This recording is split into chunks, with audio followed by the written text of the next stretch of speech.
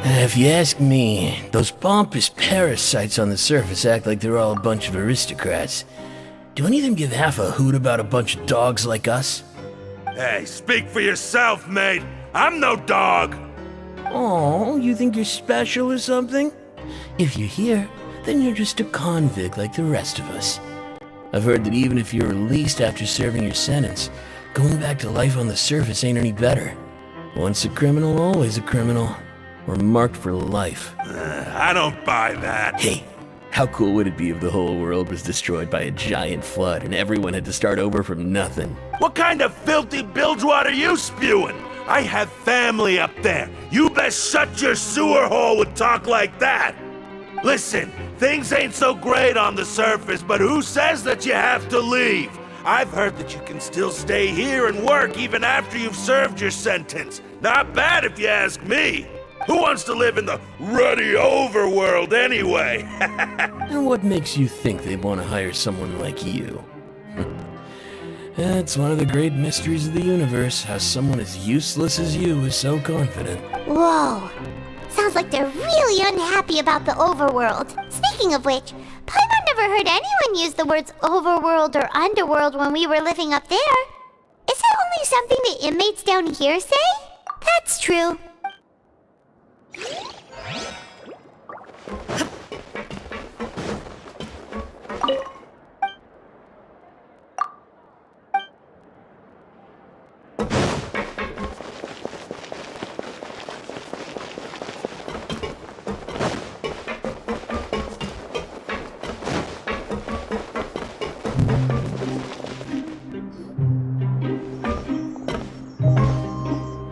There's a group of people over there. Let's go listen in. So I said, that's not a faucet. Hey, who are you two? Why'd you come over all of a sudden? Oh, sorry for eavesdropping. Sounds like you were talking about something private. What's the matter? They're just looking to join in on our fun, that's all. Hey, don't pretend like it's okay for them to just interrupt us like that. Fine.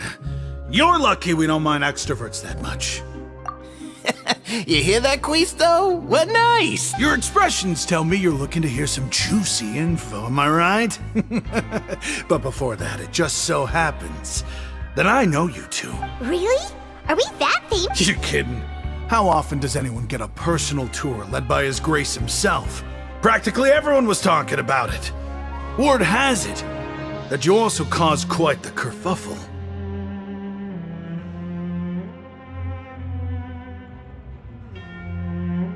A little mistake, huh? I like the way you put it. You see, people with a good attitude can join our group anytime, unlike some of the others here. Your group? I'm Quisto, and this is Lavaroon. People usually call us the Bombshell Bros, but don't worry, we're not playing with bombs or anything. It's just that our information is always so explosive, and we blow minds on the regular. So, you two really like to gossip?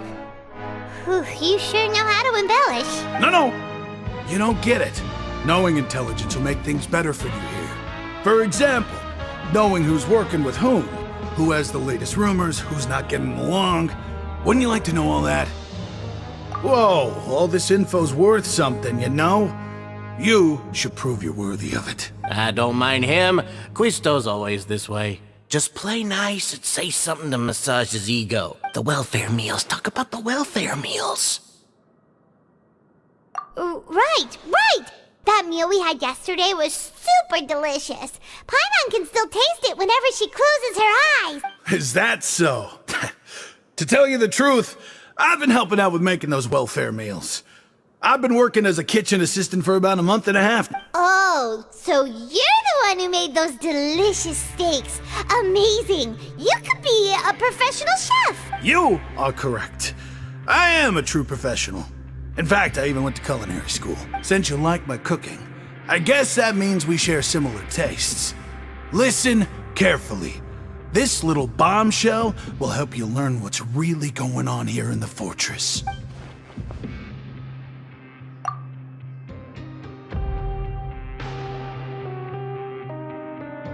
Listen, kids. The power structure within the fortress is quite complicated.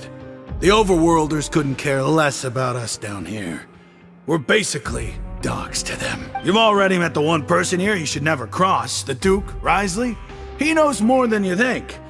And if he doesn't care about something, then he often doesn't bother dealing with it. Those who have the Duke's attention get all kinds of special perks, even better treatment in the infirmary. I know who you mean. It's that Jurier character, right? I don't think there's anything useful about him at all. Why does he visit the infirmary practically every day? Is it normal for anyone to be going in and out of there so often? But did you know that Jurier was a talented researcher from the Fontaine Research Institute before he came here? There's no denying that. I don't care if he was a researcher that could turn dirt into Mora. Once you're in the Fortress of Meripede, you're just another inmate like everybody else.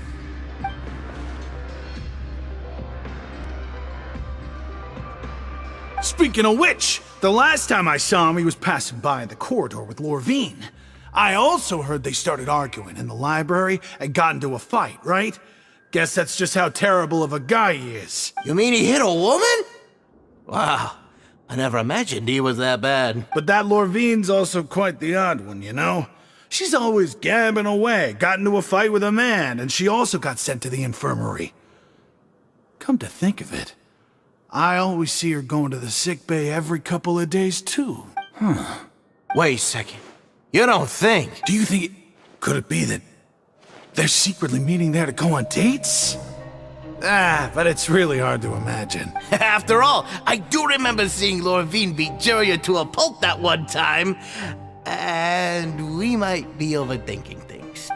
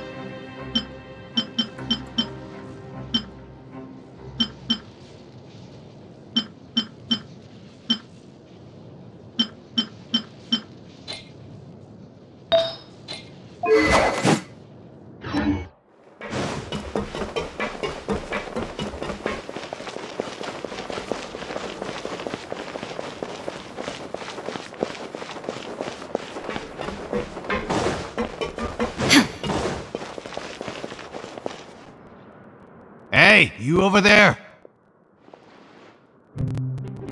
Yeah, you! Say, do you like playing card games? You know, like Genius Invocation TCG? You TCG players are like mint in the wild, literally sprouting up everywhere. Hey, come on now. What's wrong with finding fellow Invocation aficionados? Anyway, care to join me for a game? Alright. No pressure. But why would you be looking for people to play Genius Invocation in a place like this? Don't people usually come here to fight? Whether you're throwing down cards or throwing punches, it's all a competition, isn't it? It's all the same in my eyes. There are lots of card players here in the fortress. When I saw you, I immediately thought, hey, even outsiders from other nations play cards. So I came over to say hi. Sure. Great! Since you've been here longer than us, you need to flex your seniority a little bit, right? Maybe you could start by telling us newcomers some stories about this place. I thought you would have already heard everything by now. All right, then. Did you have anything specific in mind? Or do you want me to just pick a topic? Why don't you pick? We'll let you know if we've heard it already. All right. Have you heard any strange rumors since you've been? Did you know that there are some people who are always gossiping over in the corner? Yes, so you've already met those two. They're quite a pair. They always keep an eye out for the latest happenings and gossip about everything. I've never seen anyone with more time on their hands. I heard that they used to be a chef and a bartender before they were sent down here. You know how bartenders are, always chatting with customers. And chefs love to pass the time just hanging out when they're not cooking. Good to know. Do you have anything else to tell? Let me think. Sounds like you want to hear something a little more tantalizing. Oh, did you know that the Duke was also a convict in the fortress of Meripede before? Huh? Wait, are you serious? That's right. The Duke was an inmate just like you and me. Seems he was exiled here for committing some crime. Who knows how he ended up rising up to become the warden, though? To go from an ordinary inmate to becoming the manager of the whole place? I'm not gonna lie, I kinda respect that. A forbidden zone? Sounds like something that someone just made up. I've never heard of that. Where did you hear about it? It's just a rumor we've been hearing, but no worries if you've never heard of it. Do you have anything else you can tell us? Anything else? Not that I can think of, but I'll be sure to tell you anything interesting I hear next time. You'll have to play a game of Genius Invocation with me first, though. Okay, we've talked to just about everyone, and it's about time for us to go meet Linny. According to the card he left us, we should...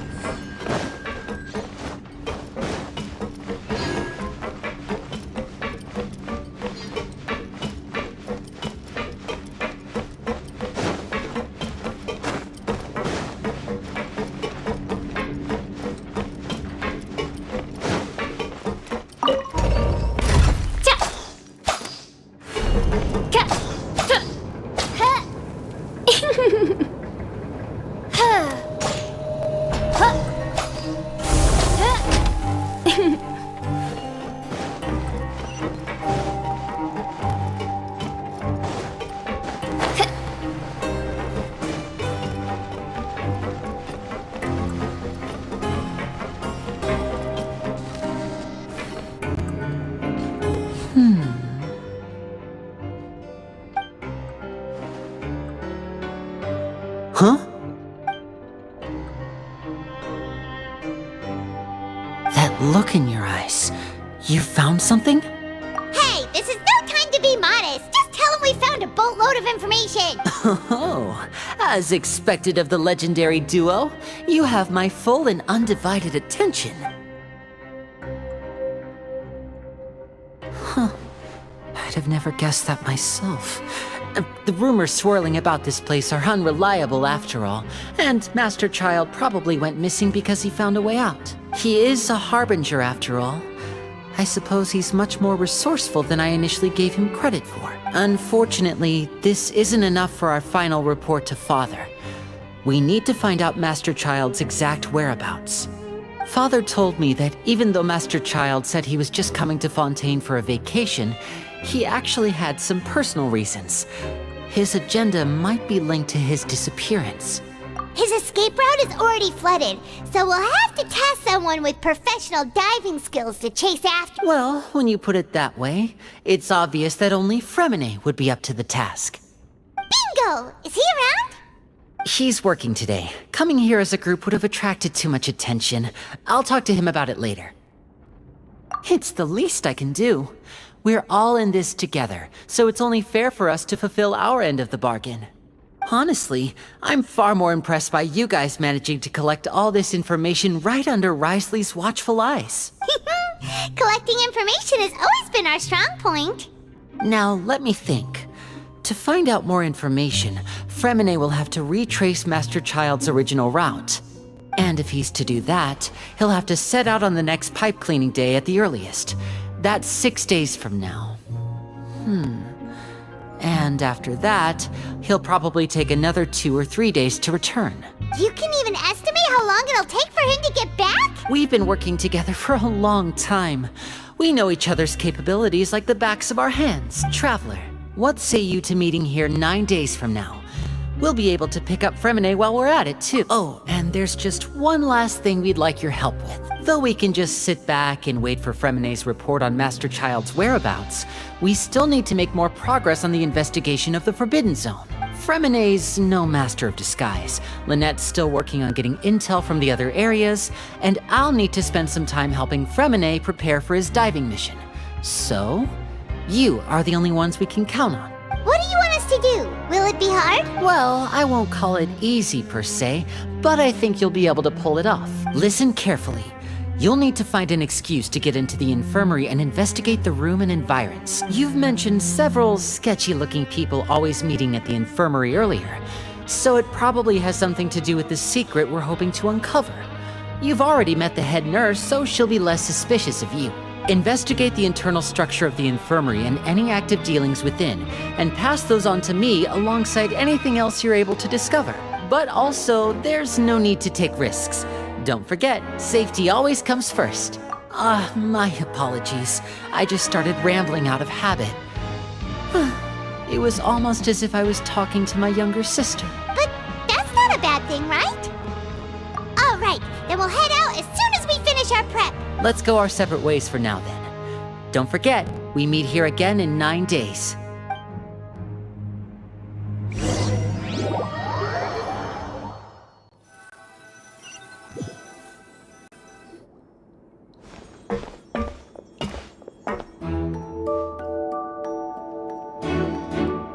Hey, stay here for now. Paimon will take a peek. There seem to be several people inside.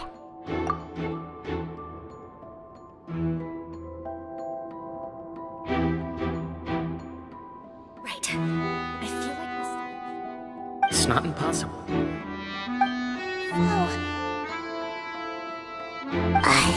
It's a bit hard to understand them from here, so why don't we just try to talk to them in person?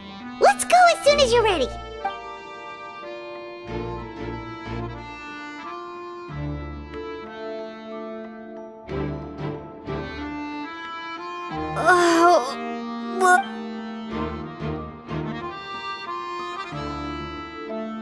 Someone, please help! She's sick! Whoa, are you okay? Oh my! What's wrong, little one? There's no need to panic. Take a deep breath before you begin. The traveler started complaining of a stomachache, and then nausea, and then collapsed onto the ground. Paimon doesn't know what to do! Freezing limbs, twitching fingers, and pale complexion? Could it be poison? Let me take a look. Please, lie down over here. Don't worry, I'll get you to the bed safely. Here, hold on to my shoulder and walk slowly.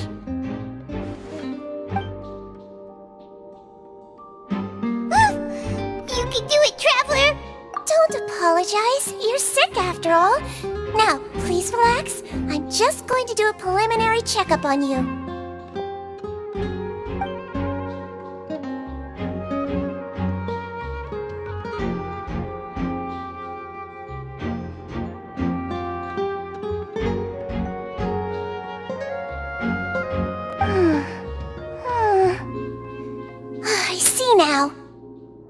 My checkup has confirmed that she's not in any mortal danger.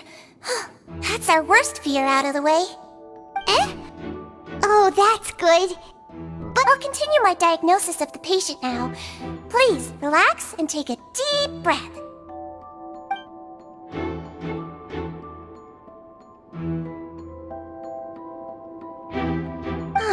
Don't sense serious damage to your organs either. Does it hurt when I press here? And here? Huh? But based on my initial checkup, there shouldn't be a problem here. Oh, how strange.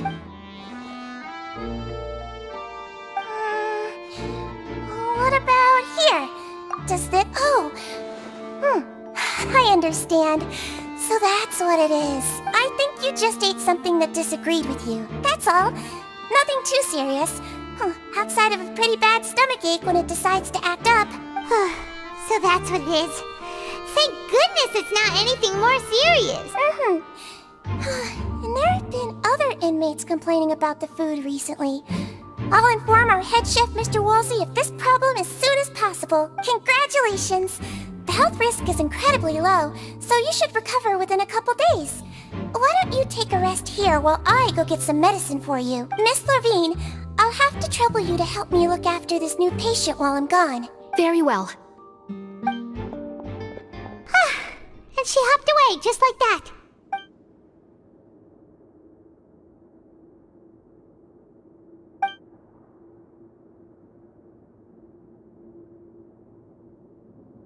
Hello. So how are you feeling now?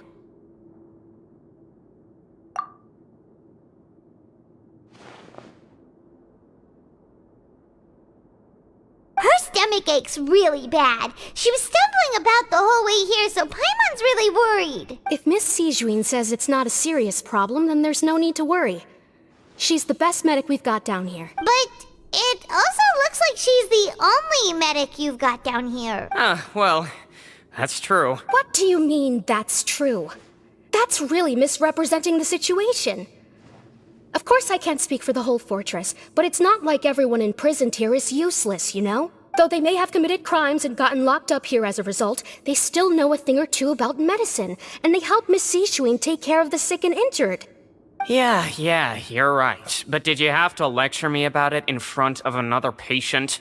Aren't you a patient too? Where did all your energy come from? That's correct. Sorry, I got a bit ahead of myself. Are you two also sick? We've been sick a while. I come back every once in a while for checkups, and to pick up the medicines Miss Sijuin prescribes for us. That's just the nature of chronic illnesses. As for her, you could say she fancies herself as Miss Sijuin's capable helper because she learned a bit of medical knowledge ages ago. Please watch your mouth, Mr. Jurier.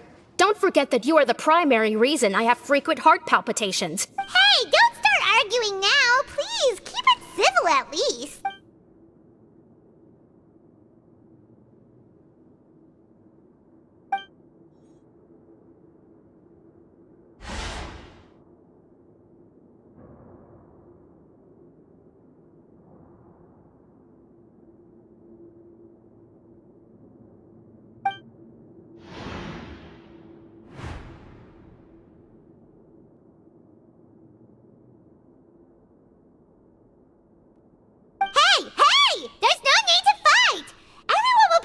Someday, so there's no need to argue over silly things like this. Release. It's way too early for us to even think about that. And who the heck knows if we'd even be able to continue our previous lives?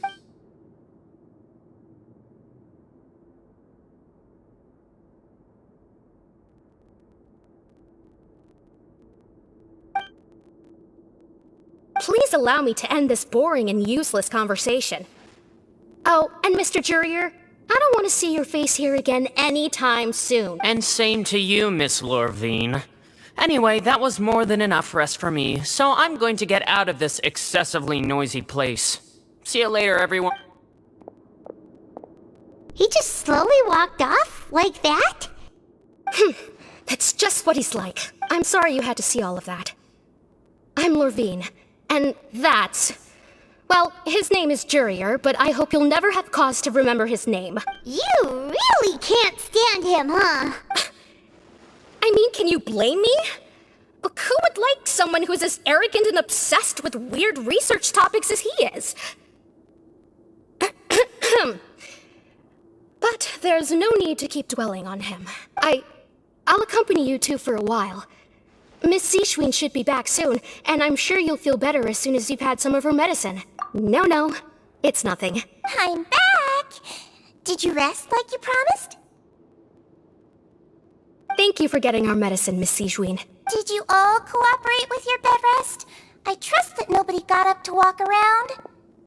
Good. Here, this should be 2 days' worth of medicine for you. Take 1 pill now, and then continue your bed rest.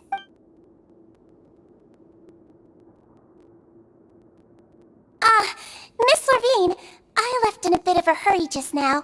Do you still remember if we discussed the color of the pill that you should be taking today? I remember. You said it should be yellow.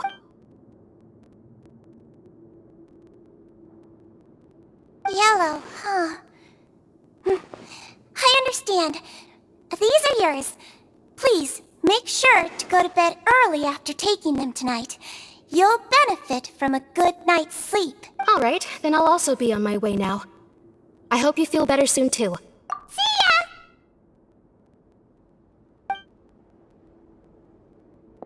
I'm going to fill out your medical record now. You're widely known as the Traveler, right?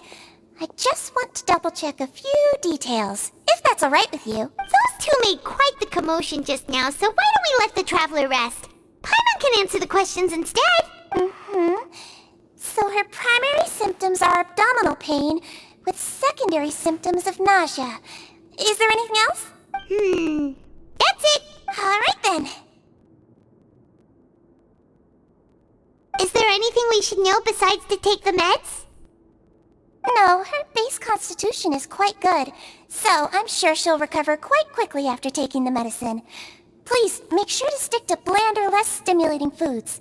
And don't stay up too late at night. Got it! Paimon will hold the Traveler to that for sure.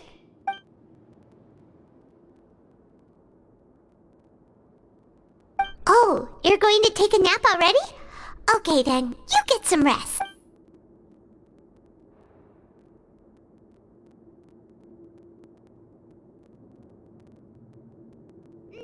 We've been to lots of places together. She may look a bit under the weather now, but she's actually super strong. So you're the best of companions. Well, don't worry, she'll recover soon. You're awake. How do you feel? You slept for a really long time, but we never left. Well, now you can go back without a worry in the world. Remember to take your meds regularly, and remember bland foods. Thank you, Miss Sijwin.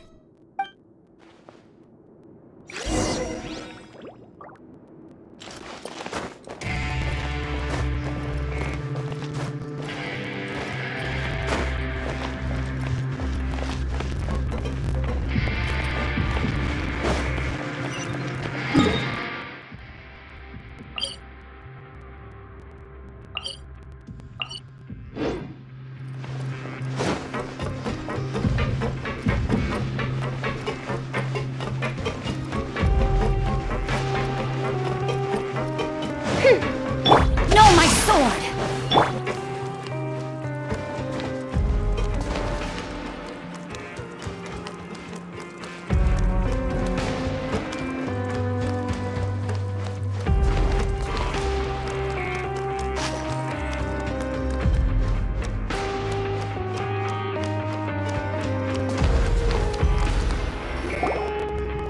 You really are something. To be able to fall asleep like that and even sleep talk the entire time, you scared Paimon half to death!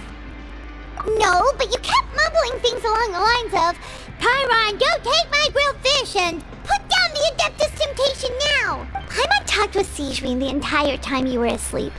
She seems like she's just a sincere nurse, and Paimon didn't notice anything unusual in the room. Are you sure we're not going off track with the infirmary?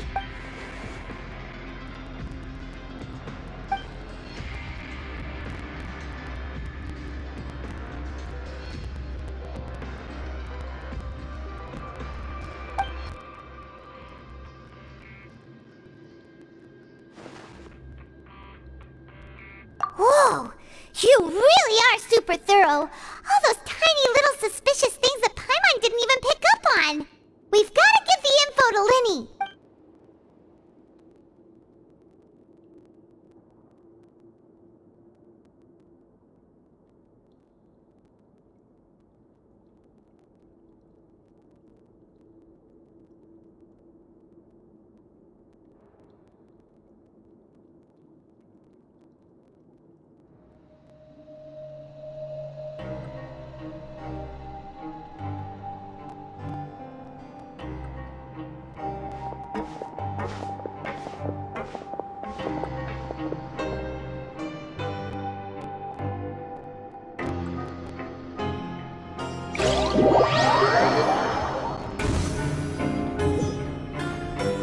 Today's the day! Let's go meet up with Linny!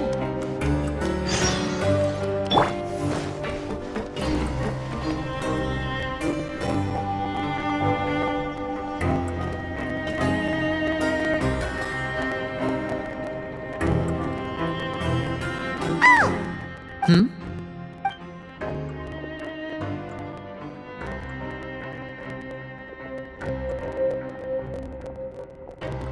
Did you two run into any trouble over the past few days?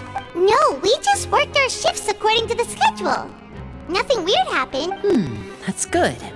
That means you didn't raise any suspicions when you infiltrated the infirmary. We've taken a look at the slip you've sent. Fremine successfully left the grounds via the pipes 2 days ago, and as of last night, Lynette has also infiltrated the infirmary after faking an illness. Wait, why is she getting involved as well? You already went above and beyond when you scoped out the infirmary. To put it more bluntly, even if we were to view that as something you did in exchange for Fremine's help, you've already done more than enough. Infiltrating a guarded stronghold is a different kind of job from a one-off investigation. We want to avoid using the same faces over and over and reduce the amount of suspicion that will fall on any given person. Lynette also felt like you have already taken the first step for us, so she should be the one to finish the job. So that's what Lynette thinks. Oh, Paimon hopes everything's going well for her. Perhaps that's true. You are both very good people, and we've come to appreciate that more than anyone else.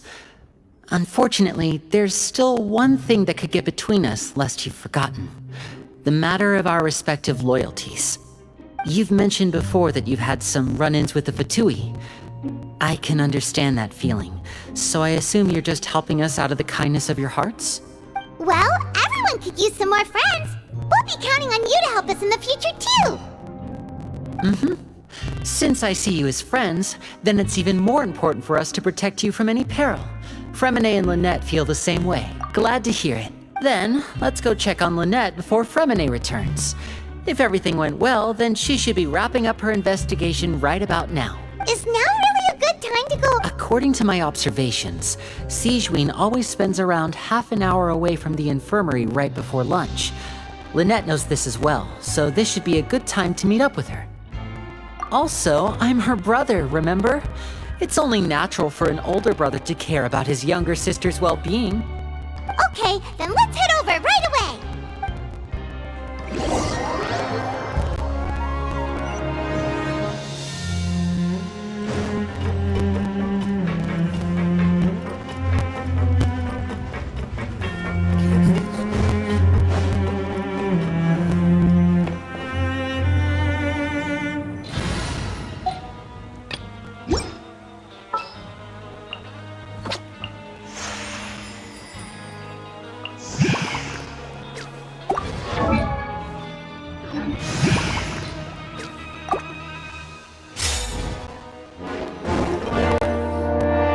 Lynette should be here right now.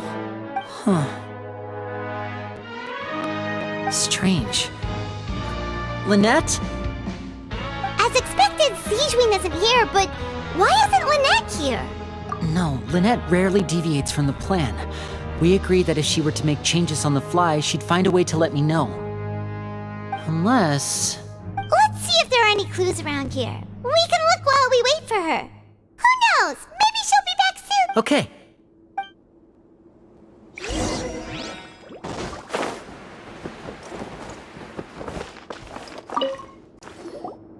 None of the beds have any signs of having been slept in. Except that one over there. That's the one Lynette must have used, right? You said she was pretending to be sick. She would have said her migraine was having a particularly bad flare-up. Generally speaking, the head nurse would then ask her to lie down and rest while she left to retrieve the medication.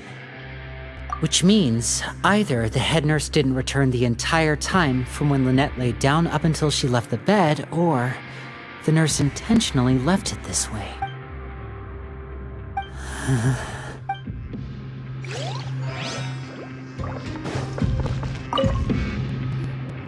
There are some books here and a few files. They all look like medical records.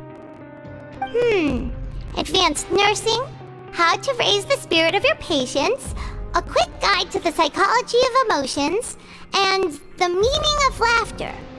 These sure are some interesting books. Who knew Sijuin would be interested in these kinds of things? She even has books on understanding people's motivations and feelings. Is it because she's a Melusine? Or does she have a need to understand her patient's emotional state? Seems quite normal to me. These are skills that would come in handy for a nurse from time to time. Time to go.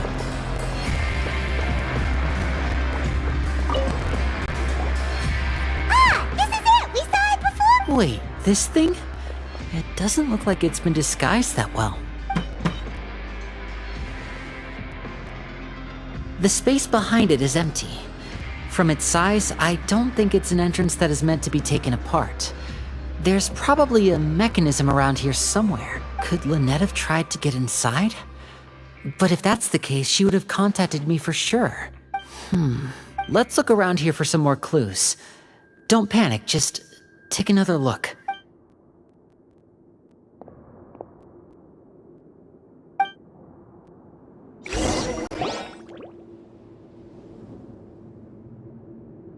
Hey, you guys, there's a slip of paper over here! A slip of paper? It's right over here, and there's a bunch written on it too. It reads, out of respect for your usual practices, I'll use a piece of paper or card as the medium to pass on my message. You may consider this as me giving you my best regards. This is... Is that all? The back. This is... Show me! Now! That look on your face. Paimon's reading it now. Would you care to guess where Miss Lynette of the Fatui could be right now? No. Could she have... Is she already... Wriothesley. Did he deliberately leave the infirmary unguarded to use it as bait? Wait, you mean he was aware of our goals from the very beginning? But why? We didn't run into any trouble last time, and he also never reached out to us since. Yes, that is a crucial question. Wriothesley, he doesn't do anything without a clear goal or reason. So this means he had no concerns about your activities from the very beginning. You're not from the same camp as us. You were sent down here by Nervulet, so you have no conflict of interest with Wriothesley. We're a completely different story, though. I'd like to know that, too. Why did he only go after her? Don't panic, just think everything over. I have to stay calm. This is not like what happened last time. The situation's different now. Wait, you're right. Wait, but that means the fact that Fremine was able to leave the grounds. Could Wriothesley have let him go as well? But what does he gain by letting Fremine leave like that? So he's challenging me and trying to provoke me, I'm sure of it. We never should have sent out Fremine. We had to go through all that trouble to find an opening to sneak him around the guards and into the pipe, and we even thought luck was on our side. If Wriothesley let him leave on purpose, then he's probably in a terrible spot now as well. Lenny's getting more and more panicked. We have to calm him down. Don't be like this, Lenny. Fremine wouldn't have left if we hadn't told you about Child. That was our fault. No, I'm the leader of this operation, and I'm the one responsible for this team. I was the one who failed to protect them. I'll go talk to Wriothesley. Hey, don't be reckless! Traveler, please, talk some sense happened to him? I simply cannot allow Lynette to be abducted again. I have to go. I'll find a way to get them back! He's rushed out the door! After him!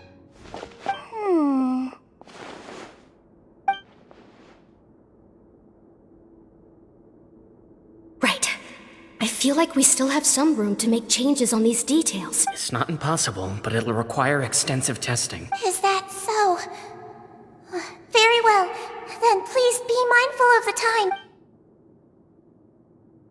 Huh? Is someone? Pack everything up. Whoever's outside is eavesdropping. They'll probably come in once we stop talking. Someone! Please help! She... Whoa! Are you okay? These two. As expected, they've already found this place. Oh, they are quite sharp. What a delightful turn of events. I like smart people, but I also like playing dumb. I like the feeling of being trusted. Oh my! What's wrong, little one? There's no need to panic. Take a deep breath before you begin.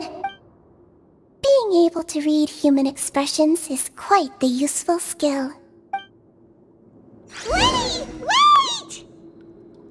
It's no use. We have to catch up to him.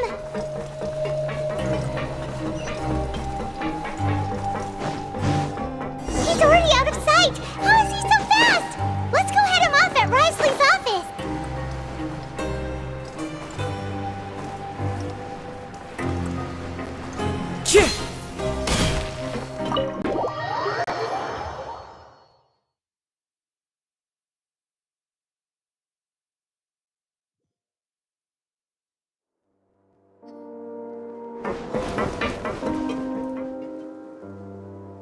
Come out and face me, Risley! Aren't we at an administrative office space? Why don't you at least try to follow even a couple rules from the fortress's indoor management regulations? What did you do to my sister? I ran into the young miss at the infirmary. I'd heard that she was suffering from quite the migraine, so I decided to invite her over for a cup of tea. I do have some teas in my collection that can work wonders against such an illness. Stop joking around! Where did you take my siblings? I have also heard that your performances are quite the spectacle.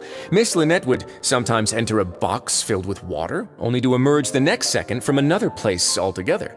Maybe she'll appear behind you right now if you were to turn your head. Is he trying to trick me into turning my head?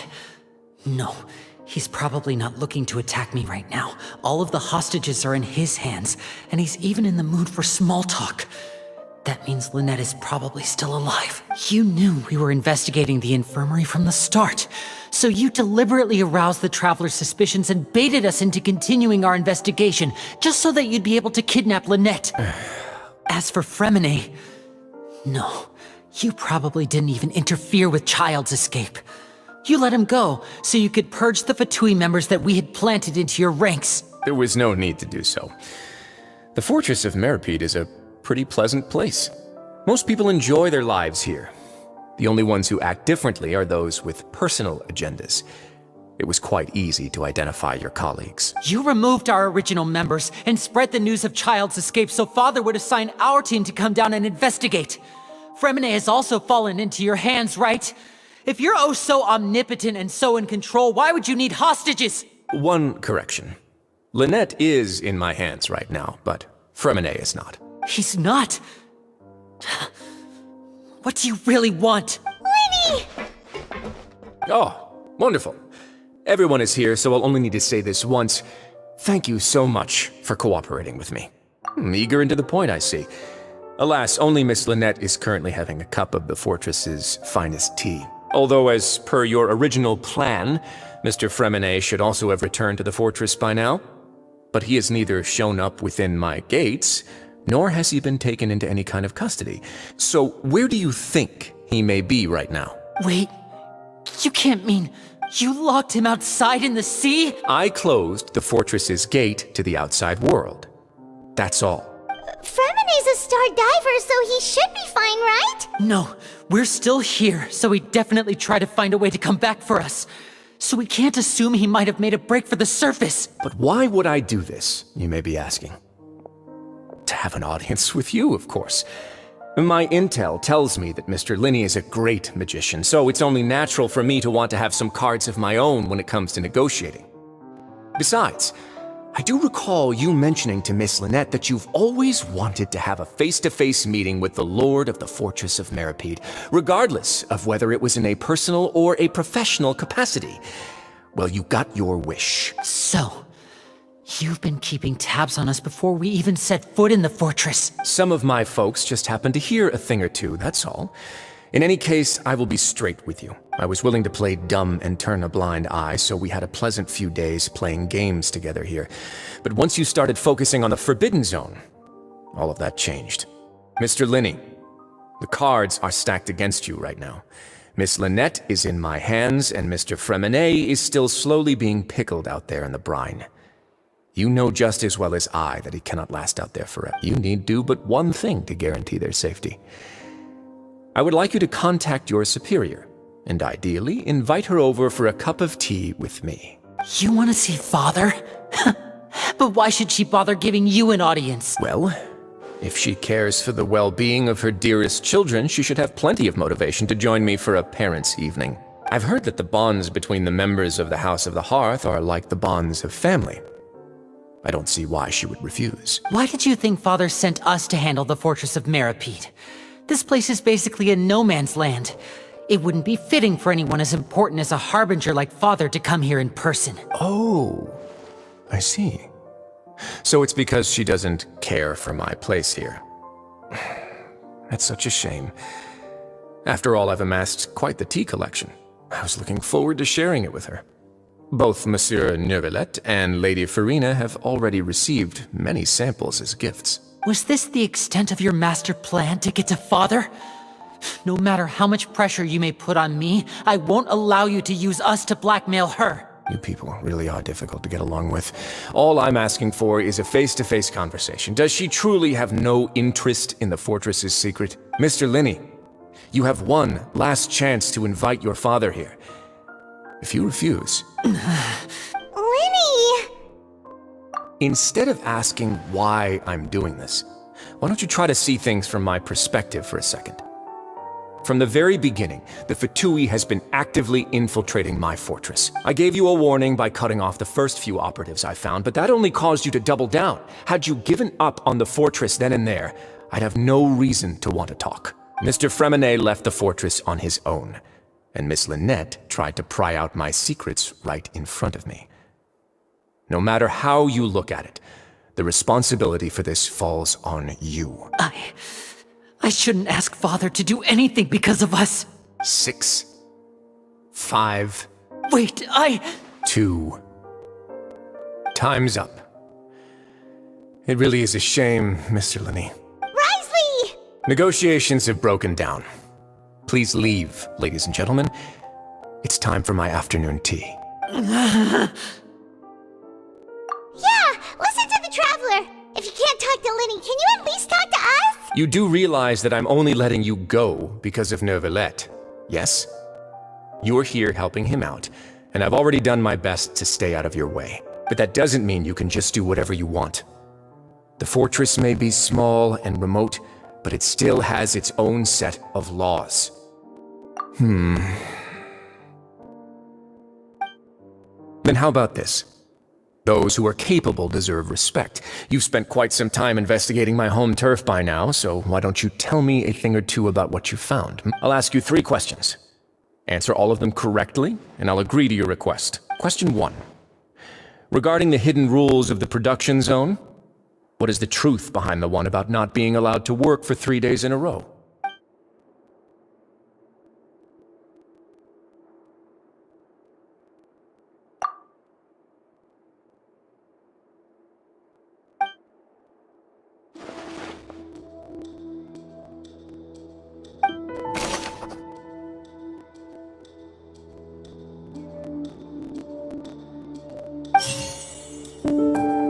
The Fonta promoter has been struggling because he doesn't recognize the real value of coupons.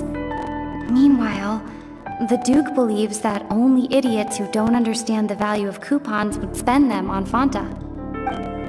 I've been told that the infirmary is always empty for the half hour just before lunch. But what could Sijuin be doing during that time? We often see Miss Sijuin observing the prisoners at work near the production zone. It seems like she can perceive the general state of a person's health. Fanta's internal reports suggest that they're starting a new trial of an unnamed and unpackaged product.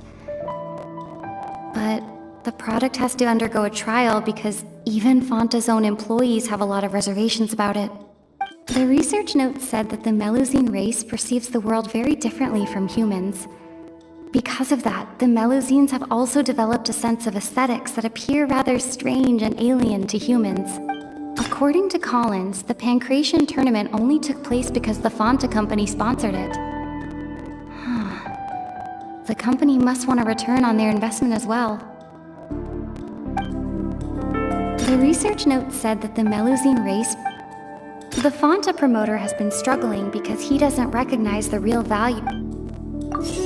I've been told that the infirmary is always empty for the half hour. Fanta's internal reports suggest that they're starting a new trial of an unnamed... The research notes said that the Melusine... The Fanta promoter has been struggling According to Collins, the Pancration tournament... The research notes said that the Melusine race perceives the... I've been told that the infirmary is always... The research notes said that the Fanta promoter has been struggling. Fanta's internal reports...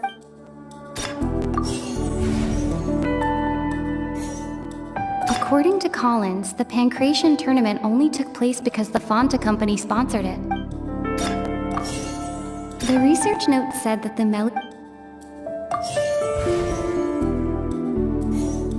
I've been told that the infirmary is... So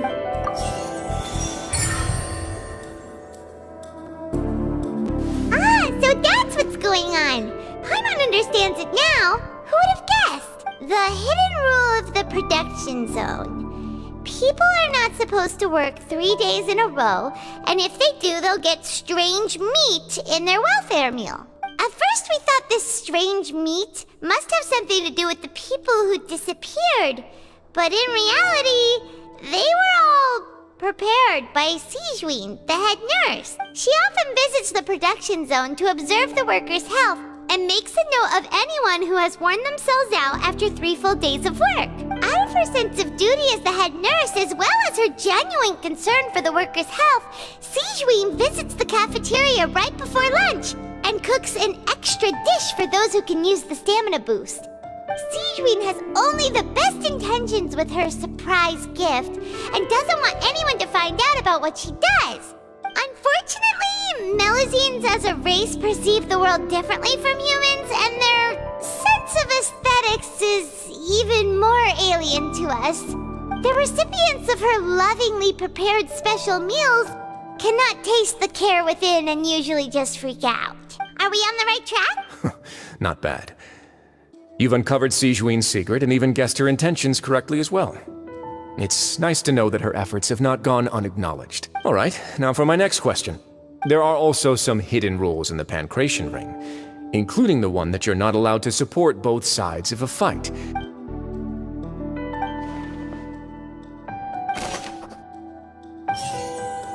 I've been told that the infirmary is always empty for the half hour just before lunch. Fanta's internal reports suggest that they're starting a new trial of an unnamed and unpackaged product. But we often see Miss Sijuin observing the prisoners at work near the production zone. The Fanta promoter has been struggling because he doesn't recognize the real value of coupons. Meanwhile, the Duke believes that according to Collins, the Pancration tournament only took place because the Fanta company sponsored it. The company must want a return on their investment as well. We often see Miss Sijuin observe... The Fanta promoter has been struggling because The research notes said that the Melusine race perceives the world... Fanta's internal reports suggest that they're starting a new trial of an unnamed and unpackaged product.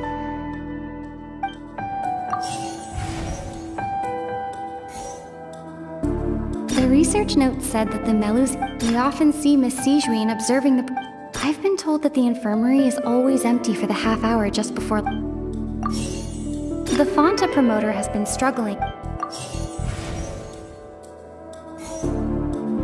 The research note said that the Melusine race perceives the world very differently. Fonta's internal reports suggest that they're starting a new trial of an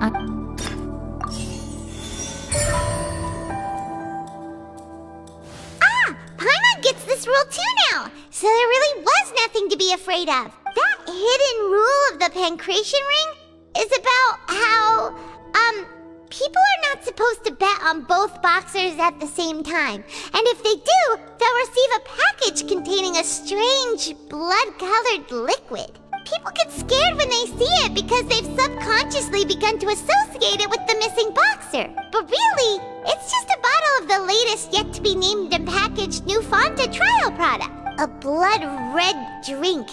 It's no wonder even Fonta's own staff were questioning the company's decision-making. The company, facing backlash from its own staff, decided to try to trial the product on a smaller scale, to see how it might be received by customers. They came to the fortress of Meropide and offered to sponsor the Pancration tournament so they could push their new product.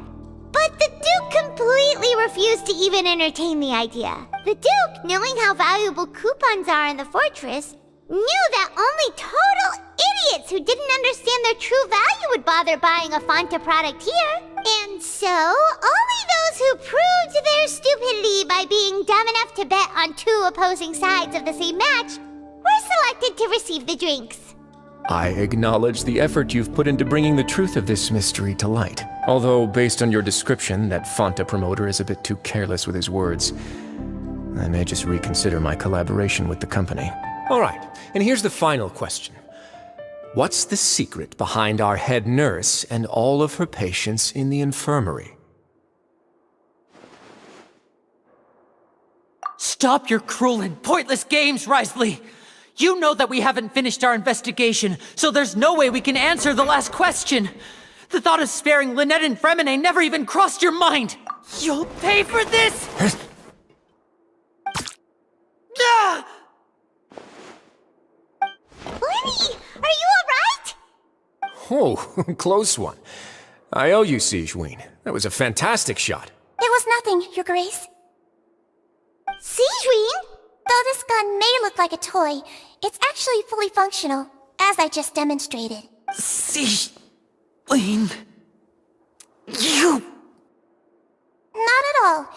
I am merely a resident of the fortress, and thus protecting it is my duty. When Monsieur Nervulette asked me to come here, he told me that my job would be to take care of the well-being of everyone here. I am merely discharging my duties. But if you mean what you just said, then isn't Linny someone you should be looking after as well? Isn't he a resident here just like the rest of us? But I really am just doing what Monsieur Nervulette told me to do.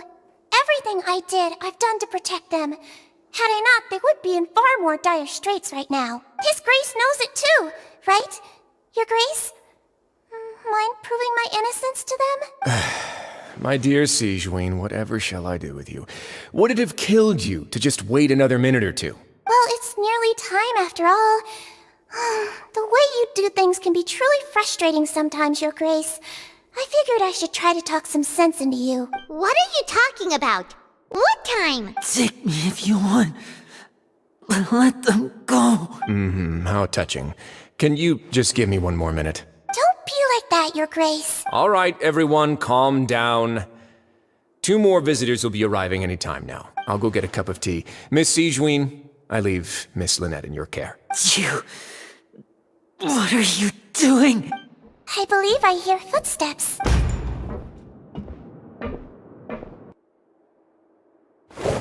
Some space, please. Ah, Miss Clarande. My door. Fremine...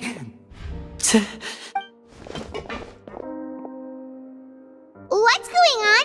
What is Clarande doing here? Work. I'm sorry about shooting you, Mr. Linney. The tranquilizing effect will begin to wear off soon. Please take it easy in the meantime, though. What happened to Fremine? Wasn't he diving just outside of the fortress? Why is he looking like this?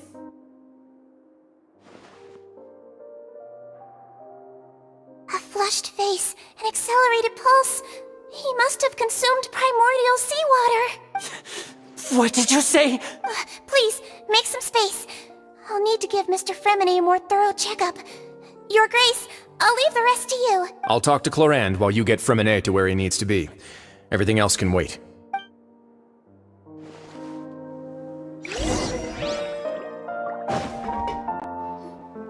What's that look on your face? I thought I made good time on the way back. Oh, I'm just admiring your punctuality. Had you arrived just a few minutes later, Siegeween may have been forced to shoot Mr. Linney again. How's the situation out there? The water has changed. It's pretty much as expected. The concentration of primordial seawater has increased significantly. I was only out there a short time, so it wasn't too bad. But if one were to stay for any significant amount of time... well, you can see how that boy's doing. Where was he when you found him? The abandoned zone at the end of the pipes. A good distance into the water. Closer than I thought. He must have recognized it early on and tried desperately to swim back. Locking the door was necessary. I don't think we could have saved two. Well, I did try to convince him that I had my reasons. Never seems to work, though. It would probably work on Neuvillette. He has a knack for picking out who had good intentions, even when the outcomes were all terrible. It's a bad sign if you're having to plead your case to Neuvillette. Want some tea? Not particularly. If you want to drink some that badly, just say so. Fine, I'd like to get some tea. Want me to get you a cup too, since I've already made it? Might as well then, I suppose. Actually, do you have a towel? I would like to dry my hair.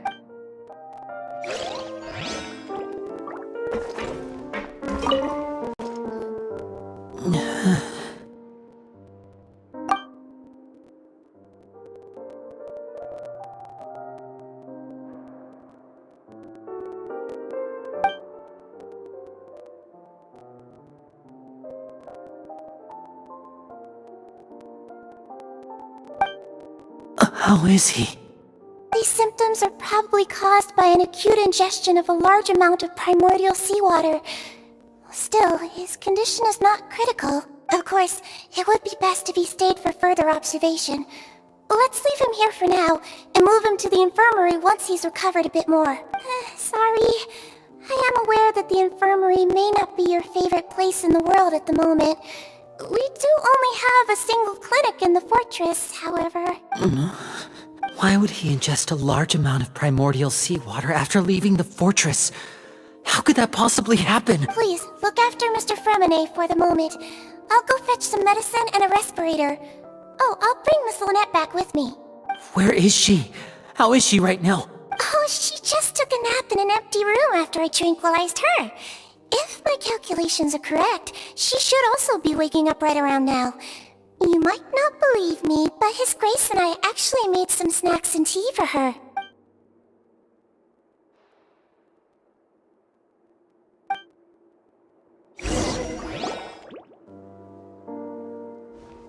Linny, are you okay? I'll be fine. They're all here now. Don't worry about me. Are you sure? You don't look alright. My hands and feet are still a bit weak, but that's probably just the residual effects of the tranquilizer shot. I'm back, everyone. Lenny! Oh, Traveler, Paimon, you're here too. Fremine? He'll be fine. But for now, please help me lift him up.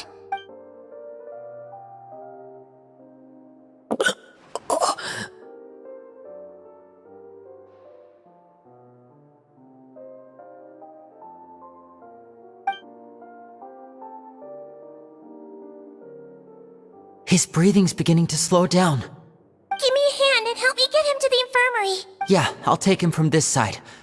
Lynette, together? On it. Traveler, you seem pretty worried about him. Want to come with us? The Duke and Clorand are gone.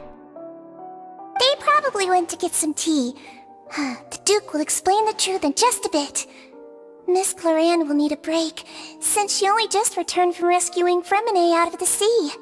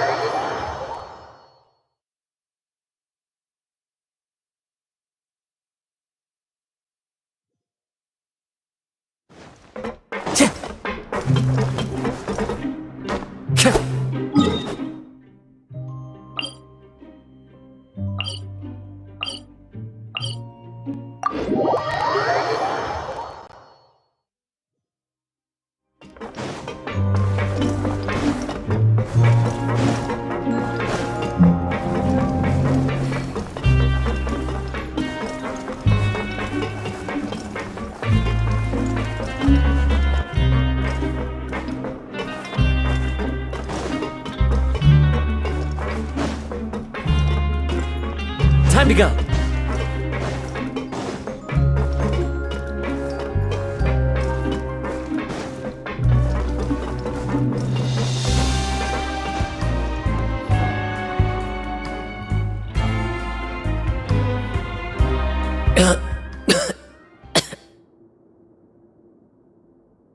He's awake. Fremine, how do you feel? Lenny. Lynette. We're all here. Where am I? The infirmary, at the Fortress of Meripede, Mr. Fremine, and you are no longer in any danger.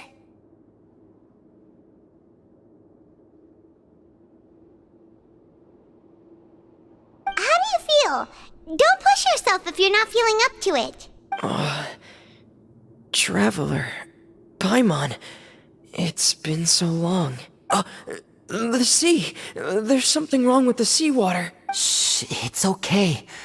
We can talk about it after you've recovered. No, listen to me. This is really serious. There's primordial seawater mixed into the regular seawater.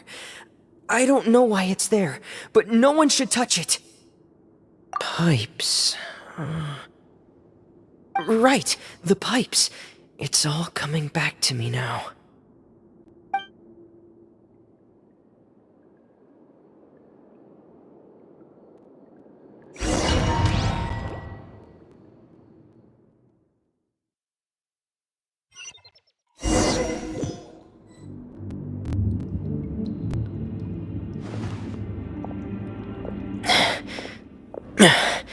I'm in. Seems like this pipe hasn't been used in a long time. It looks abandoned.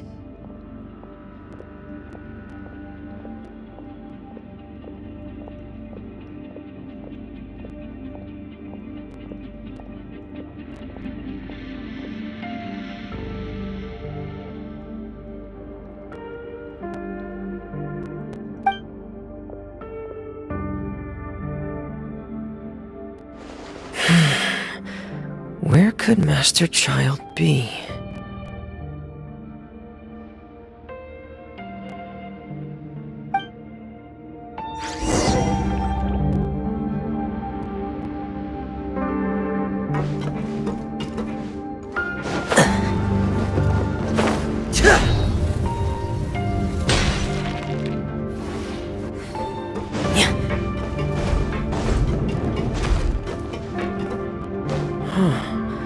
This mechanism looks like it's been tampered with.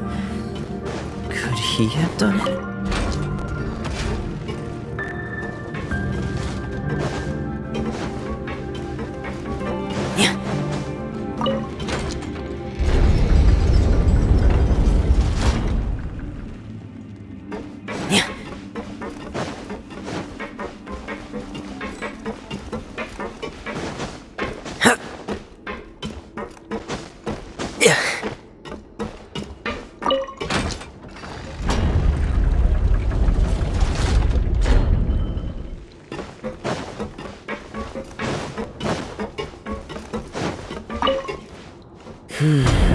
It's getting stuck on something. Seems like I'll have to avoid those obstacles while I turn it.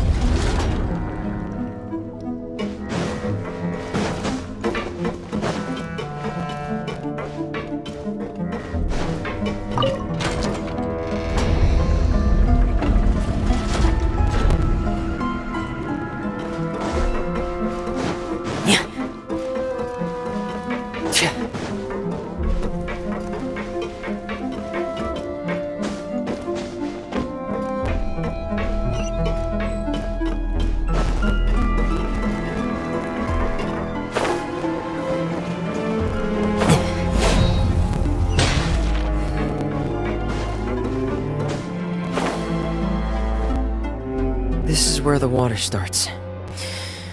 Okay. Master Child probably dived into the water. I'll go take a look as well.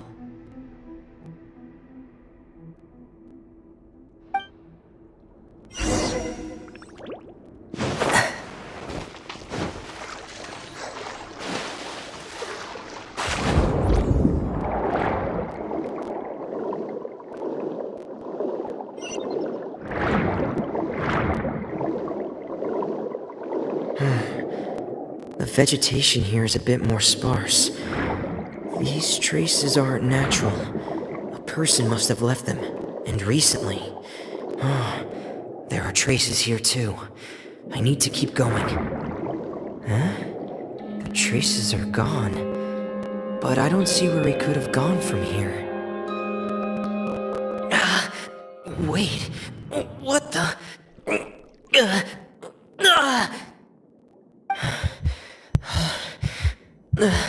My heart is racing, and it's getting harder and harder to breathe.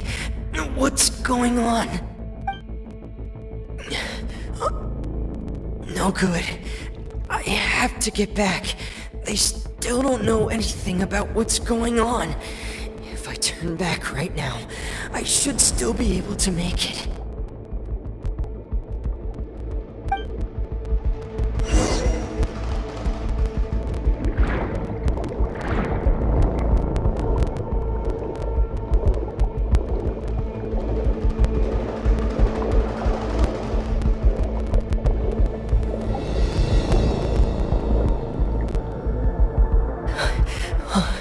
I can't die here. This is bad. I'm feeling worse and worse, and I'm still underwater. I have to push on.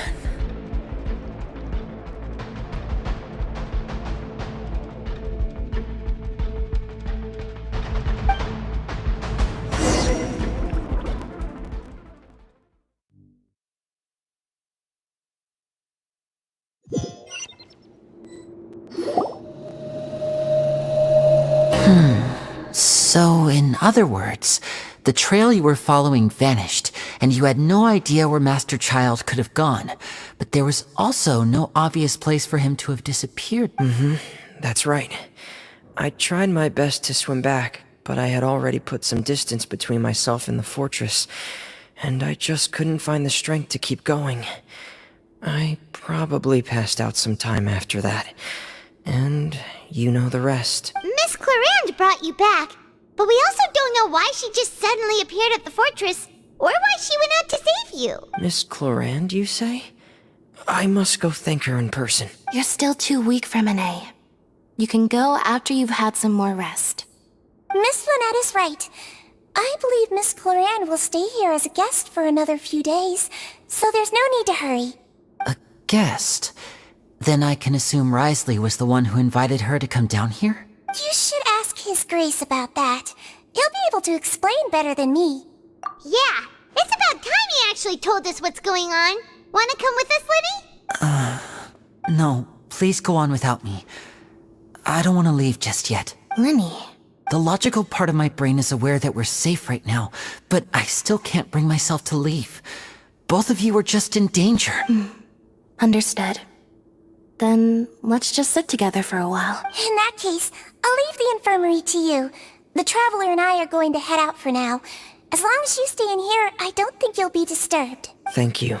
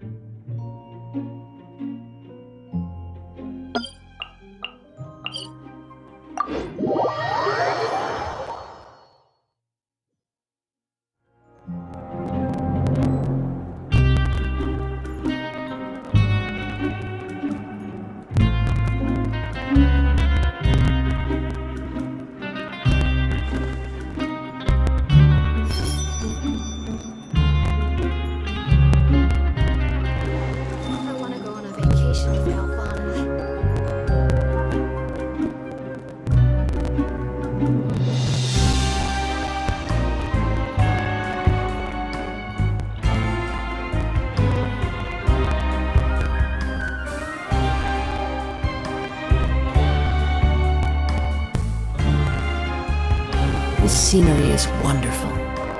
Surely enough to convince anyone to become a wanderer.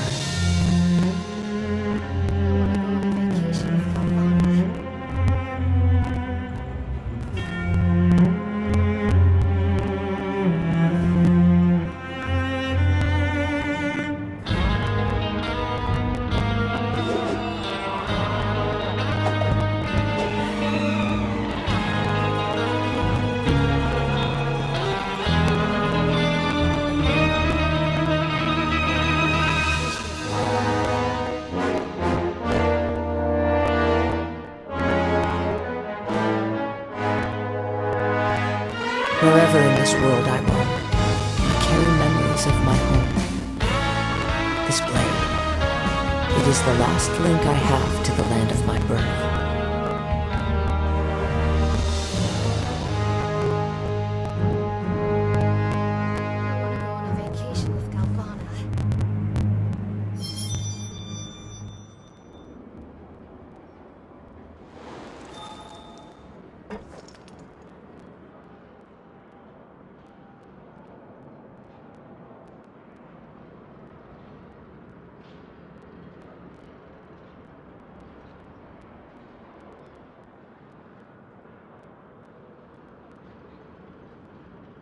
I want to go on a vacation. There are leaves around, and I know just the tune to accompany them, if you wish to hear it.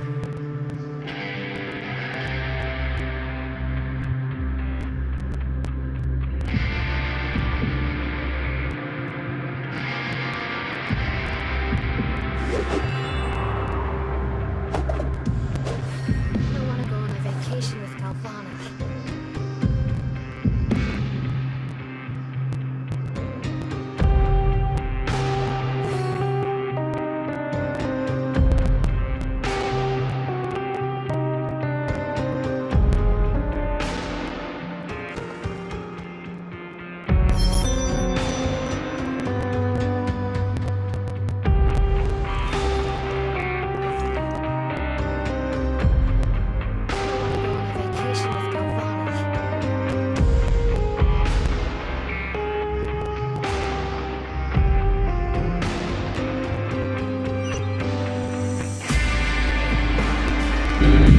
Wherever in this world I roam, I carry memories of my home.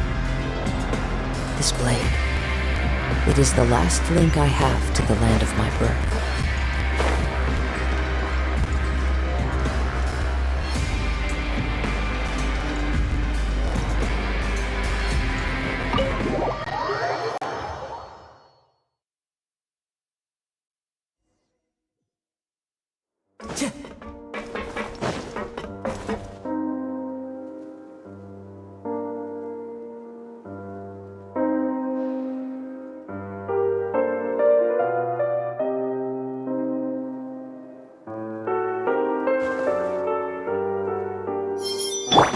Don't be scared.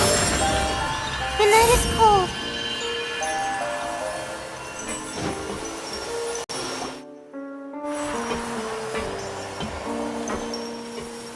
Excuse me. I take it Mr. Fremonet's condition has stabilized? Of course. I wouldn't have left the infirmary otherwise. I've been expecting those two, but might I inquire as to the purpose of your visit, Miss Siegeween? I wanted to check up on Miss Claran. How are you feeling? Mostly fine. If you don't mind, I'd like to perform another quick physical exam. It'll just take a few minutes. All right. Thank you for looking out for me. I'll take my leave for now, then. Well, want to explain yourself, Risley? Of course, but I'm not partial to the word choice of explain. How about enlighten? Where should I begin? How about you start by asking me any questions you have? You can start with whichever one you'd like to get answered the most. Then Paimon will begin. Did you know about Lenny's goals from the very beginning? No. I just knew they were Fatui operatives sent to the fortress by the Knave. As for their specific goals, I only figured those out as you made progress on your investigation. You managed to monitor and stay ahead of them even though you didn't know what they were trying to do?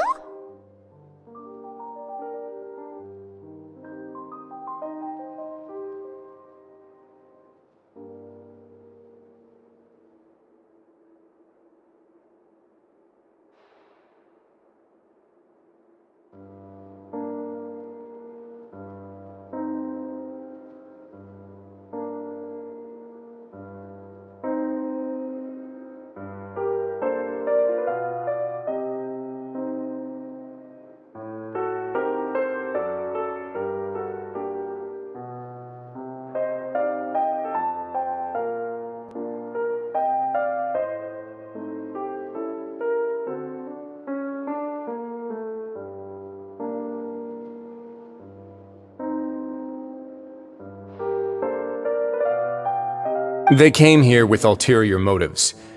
I'm quite adept at discerning what that kind of behavior signals. Initially, I thought their goal was just to investigate Child's disappearance. Linny suggested that I had deliberately let him escape, but in truth, I didn't really do anything special to help or hinder him while he was here. Everything he did, from finding helpers to leaving this place, he did on his own. Of course, it's inevitable that the Knave would make a big deal out of her fellow Harbinger's unexplained disappearance. I'm also quite curious about where that Harbinger went. So I figured I might as well let the Fatui do their own investigative work. All I care about is the answer. So you were hoping Linny's group would just do your work for you! You make it sound like that's a bad thing. Unfortunately, things didn't go as planned.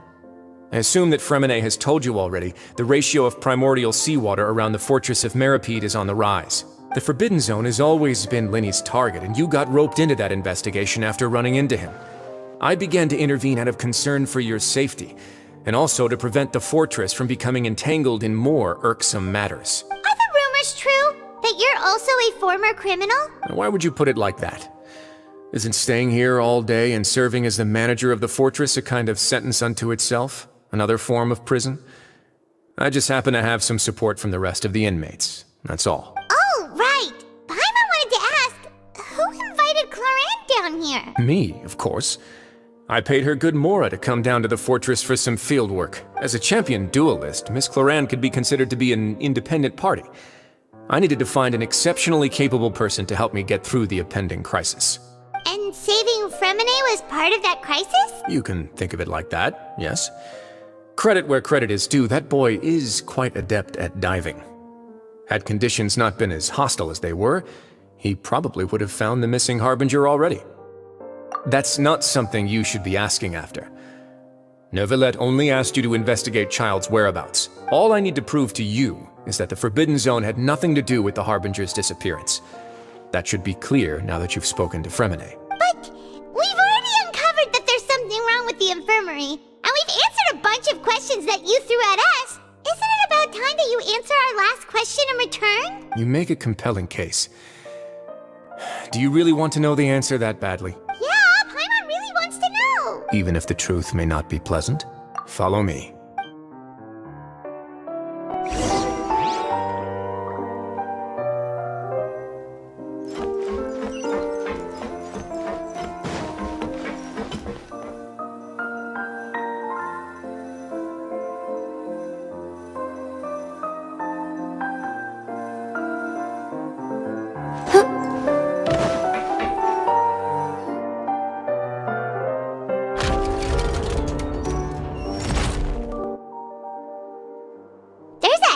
Door here?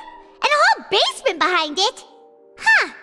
You're pretty good at hiding stuff, Risley. It seems you've forgotten just what kind of place the Fortress of Meripede is.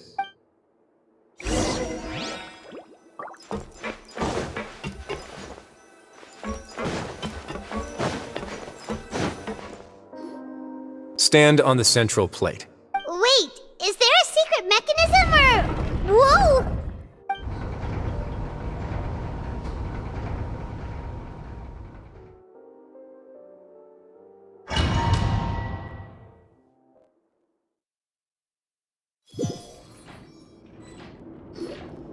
So, this is the Forbidden Zone? Honestly, for a place so well hidden, Paimon sure doesn't see anything special.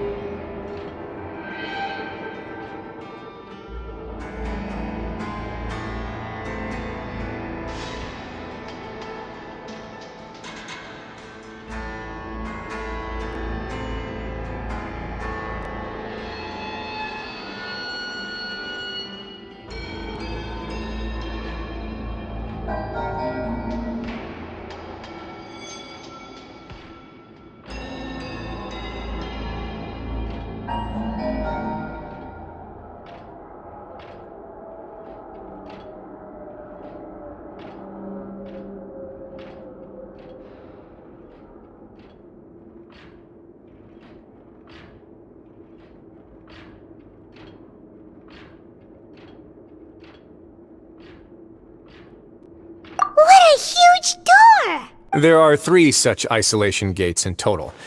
Generally speaking, I'm the only one who's allowed to go inside. Hence the name Forbidden Zone. Am I correct to assume you're going to run on back and tell your little Fatui friends everything? Well, Paimon wasn't thinking of keeping anything from them. Well, I'd advise you wait until you've seen the whole truth of this place for yourself before deciding whether or not to tell them.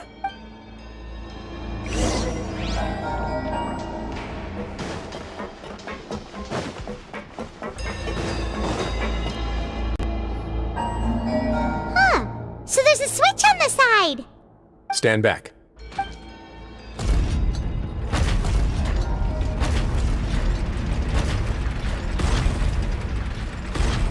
Whoa! They all just went up one by one! Go on, have a look.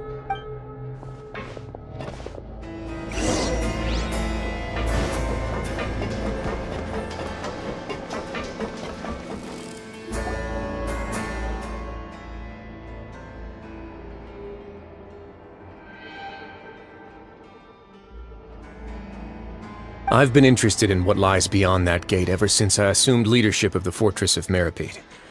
Of course, it would be unwise to recklessly open it, but it'd also be risky and negligent to simply ignore any potential danger that could be behind it.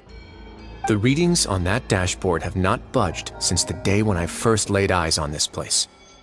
But over the past year, the needle has crept upwards from its original position, likely because some parameter it's been tracking has changed, if only infinitesimally. Normally I would have ignored it, but I happened to have some free time when I noticed it, so I investigated. Any guesses what the reading could be tracking? Very reasonable guesses. I've considered both of those as well. Unfortunately, our dashboard is tracking something less ordinary. The temperature should vary with weather and climate changes, so for something that rarely shifts, the water pressure is more likely. We ran a few tests to increase the pressure from the outside, but the readings didn't change at all. Later on, a few more possibilities occurred to me, such as a potential connection with the primordial sea. I began to make a few preparations based on that hypothesis. Over the past few days, the needle has moved again. With that, and the symptoms that Fremine displayed after leaving the fortress, I can now confidently conclude that the readings represent the concentration of primordial seawater in the seawater nearby. The concentration of primordial seawater? But we're already under the sea! And that is precisely the problem. We're at the bottom of the sea, and now we're surrounded by toxic seawater. Somehow, primordial seawater got mixed in, and the concentration is steadily rising. Yes, that's very likely. But forget about the two of us! Not even Novelette knows where the primordial sea could be, much less where we could find and plug a leak. Oh. Oh! Seems like you've figured it out. I believe the primordial sea lies directly beneath this sluice gate. For some reason, the primordial seawater levels have risen significantly, and it's now very close to us. The indicators are now red. Although the gate still stands, some primordial seawater has already leaked out and mixed into the sea around us. If this continues, soon it will no longer be able to hold back the primordial sea at all. Yeah, you know what the legends say. If this place falls, then everyone in Fontaine will be turned into puddles in the span of a night. But that's just too weird! Why would the Fortress of Meripede be built right above a sluice gate for the primordial sea? Who built this place anyway? Your expression tells me you think this might be part of a vast, complicated conspiracy. To be honest, you might find the actual answer may be exceedingly boring. It's just that the secret of the Forbidden Zone had been long forgotten by the nation before I rediscovered it with my research. There's no single founder of the Fortress of Meripede in any traditional sense. What we know about its history has been left to us by the people who used to live here. When the previous Hydro Archon Egeria ruled the land, all convicted criminals from Fontaine were exiled. The people drove the criminals away like a wolf pack chasing away the banished. The criminals received no sympathy of any kind from the people. They were exiled to the desolate seaside, where they experienced only pain, struggle, and the bone-chilling cold. Some of them began to repent, and prayed to the Hydro Archon, asking if there was still anything they could do. the Hydro Archon took pity on them and said, "You may go guard my secret, deep underneath the waves." And so, leaning on the power of the Hydro Archon, they gathered underneath the sea and began to build a fortress. They became a community down there in the deeps, and over the years helped it to grow.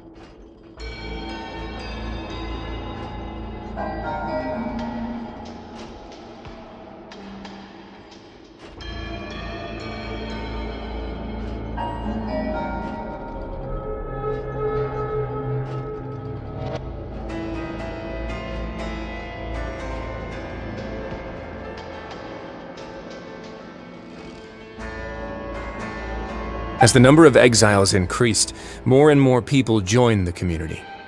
When the first group of exiles died, they left the yet unfinished fortress to their successors. The Hydro Archon continued to lend her support, allowing the fortress and what it stood for to continue growing ever larger. Before long, this dark underwater fortress became the Sinner's only home. And with that, the people here stopped referring to the fortress as a prison. They saw themselves as repenting sinners who would regain their freedom once they had sufficiently redeemed themselves. But as time went on, people also realized that the fortress was a lonely place. Once they had gotten used to life here, they could no longer feel comfortable living in the overworld. Once they had finished serving their sentences, some people left and some others chose to stay. They'd find some idle position and let their withered souls fade away with the ancient secrets of the past. After many, many centuries, few people still remember the reason for the fortress's founding. Now they just see it as an integral pillar of Fontanian society, as the place where criminals deserve to be sent. Now and again, researchers manage to break one law or another and live out their days in the fortress. I learned all this from an elderly historian. Everyone else just thought he'd made it all up. But now you know every part of that history is true. Indeed. It's just as the prophecy says. If this gate fails, then everyone will be dissolved into the sea. To be frank, not really. But sadly, that hasn't stopped this prophecy from proving all too accurate. Prophecies are troublesome things. Just hearing one will create the first wave of panic. Seeing signs of it will bring about the second, and actually witnessing it in real time, the third. Let's go somewhere else. I want to show you something.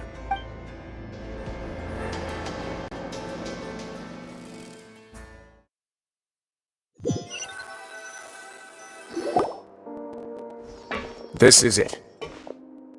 Your Grace, perfect timing. The results from our last round of experiments have... Wait, Jurier, he's not alone!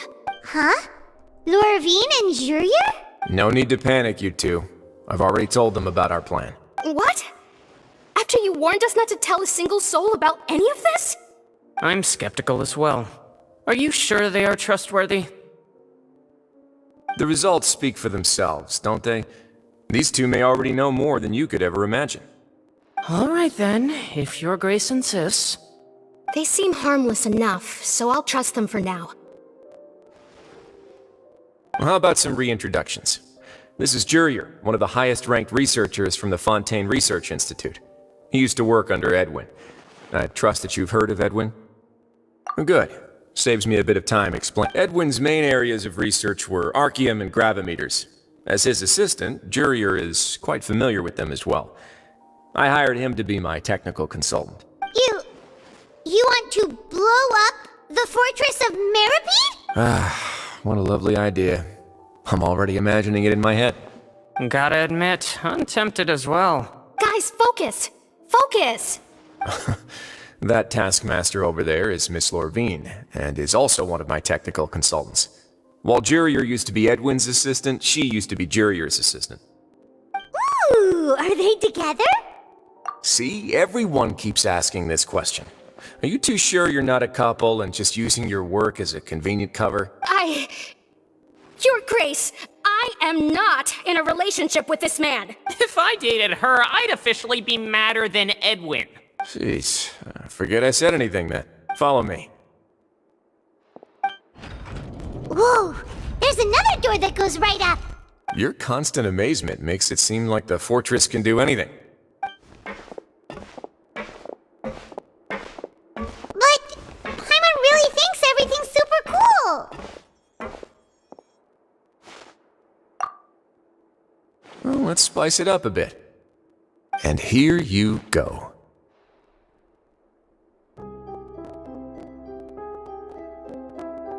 What a huge ship! This is also a production zone that Paimon's never seen before. What's going on? How much do you know about Fontanian history? Not much at all. Well, then maybe you haven't heard the story of ancient Lemuria. To give you a quick rundown, Fontaine used to be ruled by the Lemurian dynasty. According to legend, The Lemurian king Remus came to this land after being inspired by divine revelation and found the seer Sibila, who had taken on the form of a golden bee. Taking the golden bee with him and riding on a huge ship, the Fortuna, he created his nation above the surging waves. He called his nation Lemuria and used the Fortuna to incessantly search for new tribes and islands, calling on them to join his empire. There's a ship in this story too? Where there's water, there'll be ships. People believe that hope can always be found at the end of a voyage. Do you believe that too? To a point, I think. As you've already seen, I have a whole factory's worth of labor, materials, and technology at my disposal. Certainly can't hurt to give it a try. So the moment I began to speculate that the primordial sea might lie underneath the gate, I also began this project. Were you inspired by the legendary Fortuna? Maybe. Fontanians need something to hold on to cope with the impending disaster. Were the workers to find out the truth behind this ship, riots would destroy the fortress faster than any catastrophe. As the fortress's administrator, I'd never make such a reckless call. Alright, that's enough talking for now. I'll need another 3 cups of tea to soothe my throat. Seems like you're good. Come on, I'll take you back.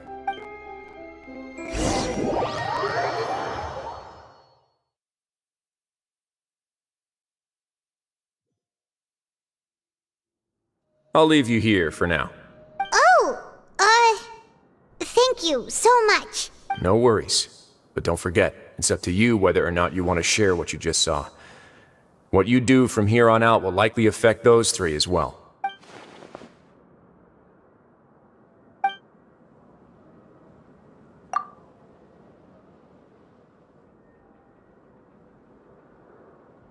Yeah, we'll put a lot of thought into it for sure. Great. I look forward to what happens next.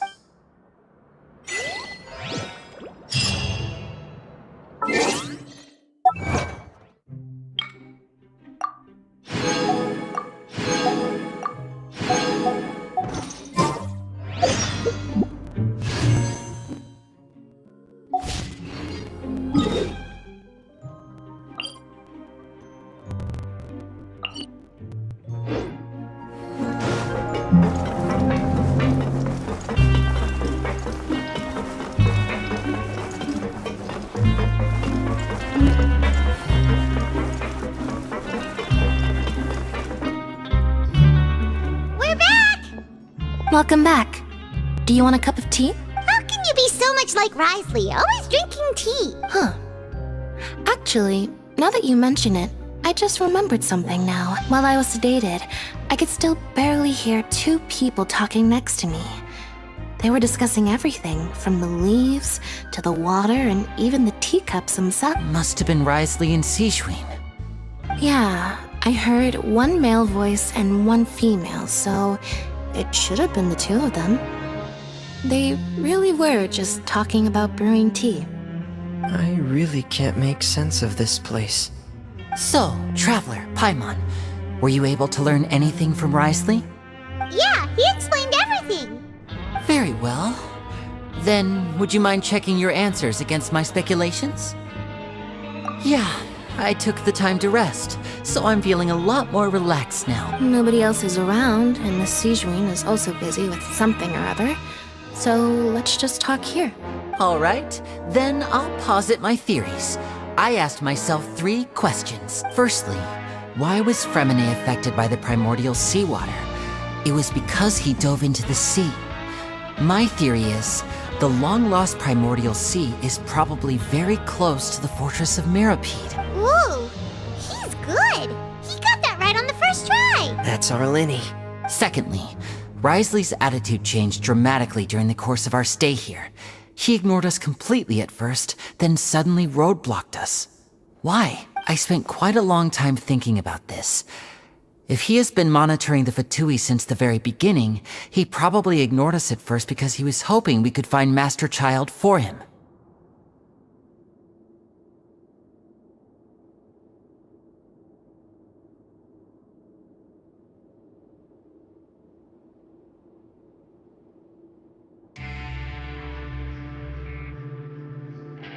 What's more, The Fortress of Meripede is not part of Fontaine's court system, nor does it report to Udex Nervulet.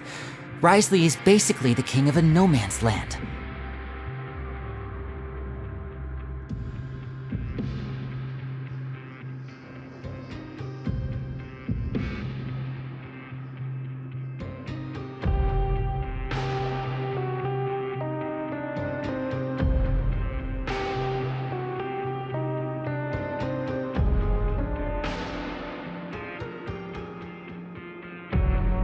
As long as the fortress doesn't do anything about Master Child's disappearance, Father can use it to pressure the Fontaine authorities.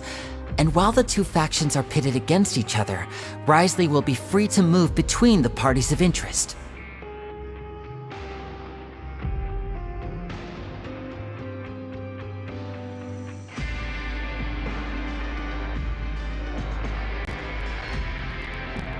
If I had to guess, he probably has something that he's working on himself. It's likely related to the secret of the infirmary, but I just can't think of what it could be. You're super smart! Thanks so much. Then finally, there's the last question. If Wriothesley does have a plan, what could it be? All I know for now is that his plan probably has something to do with the changing nature of the seawater. He's even gotten Cloran to help him out. That can't be the full extent of what he's doing.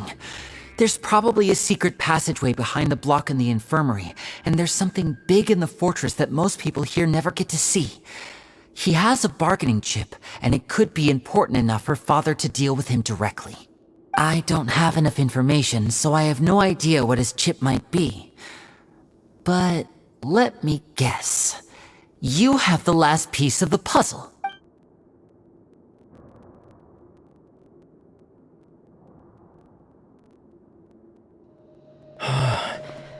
I can't believe it. The sea will engulf everyone.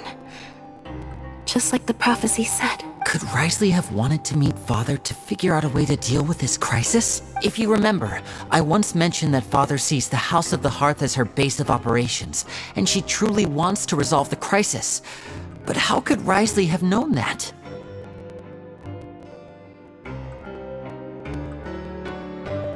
Or perhaps he didn't know, and just wanted to bring Father over to his side? Which could be why he said he just wanted to negotiate. Yeah, that makes sense to me.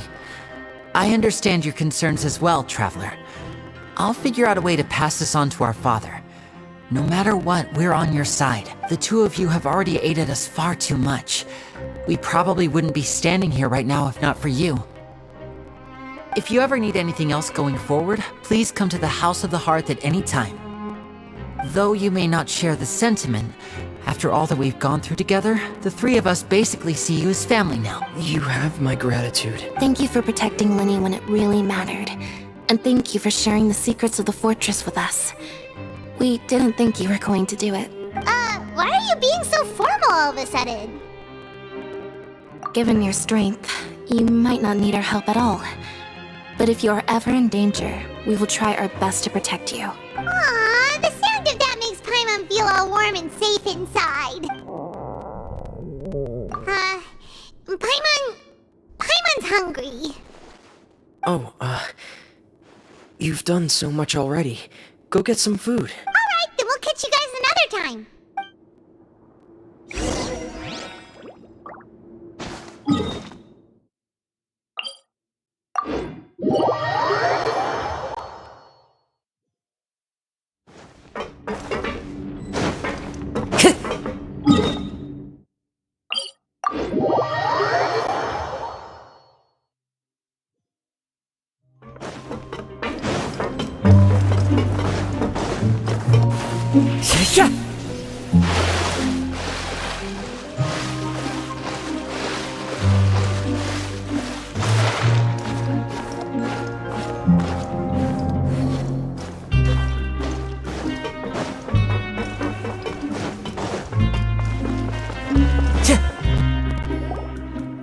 It's time for dinner. Welfare meals now being served in the coupon cafeteria.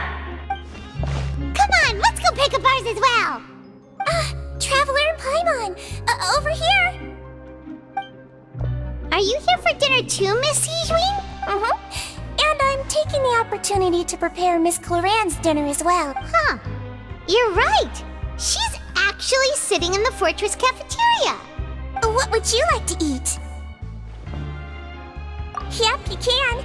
I've already talked to our chef, Mr. Wolsey.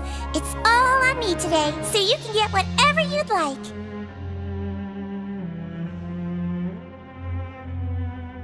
Me too! Don't forget Paimon! No problem. Just leave it to me.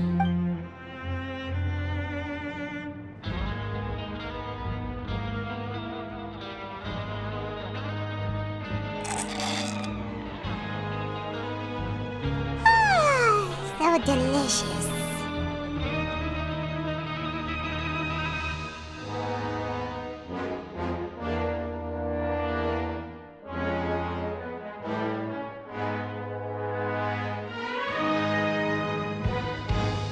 Is this how it feels to be freeloaders? Feeling full yet? How's the food? Delicious! I'm so glad to see you all so happy. Oh, see, the expression on your face just now?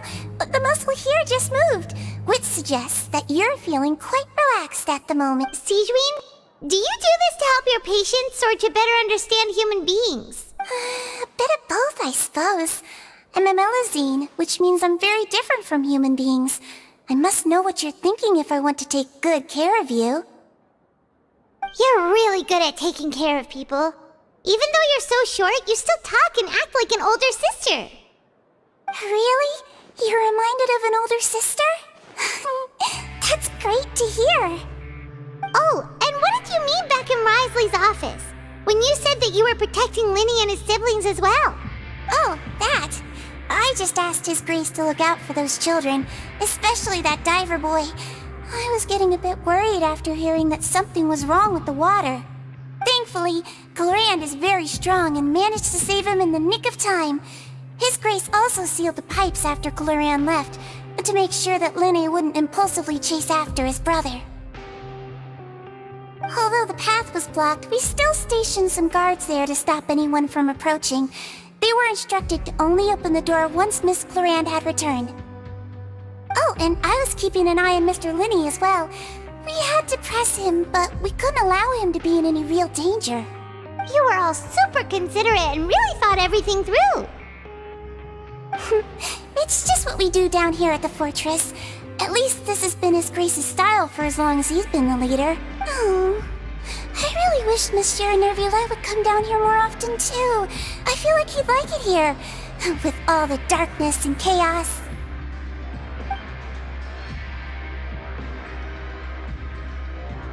Get a good night's rest, you two.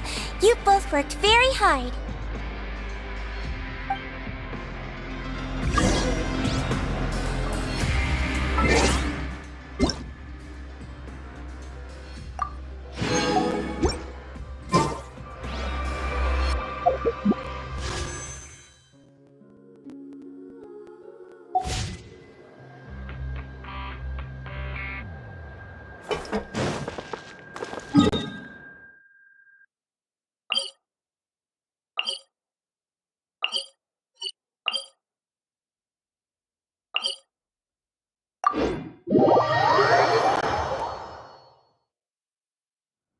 Time to go.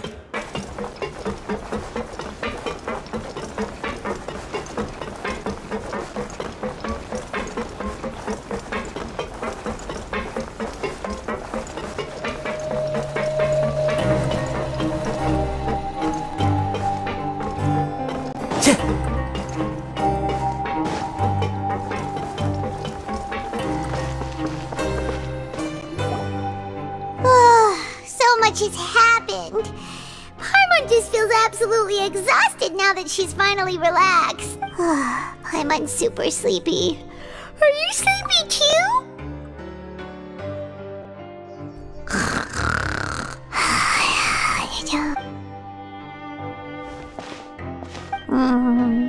Delicious.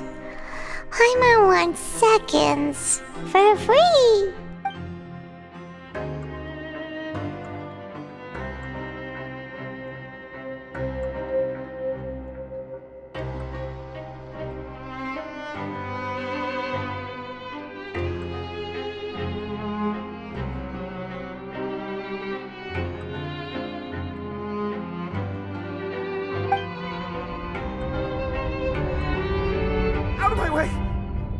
of my way! What happened? Why is everyone running? No idea, but something must have happened. Stop asking! Who's yelling?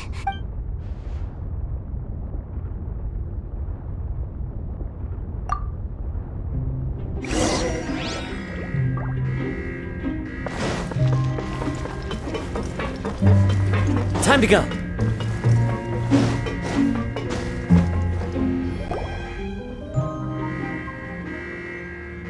What happened? Why is everyone running around? Hey, what are you doing? There's no time to explain, mate. Goodbye. Hey, wait! What's wrong with these people? They won't even talk to us. They're here! There you are! Oh, thank goodness! Quisto and Laveroon, do you know what happened here? We came here especially to inform you. Something seems to have gone terribly wrong just now.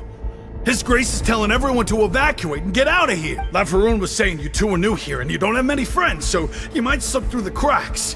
Haven't you heard all the stories like that?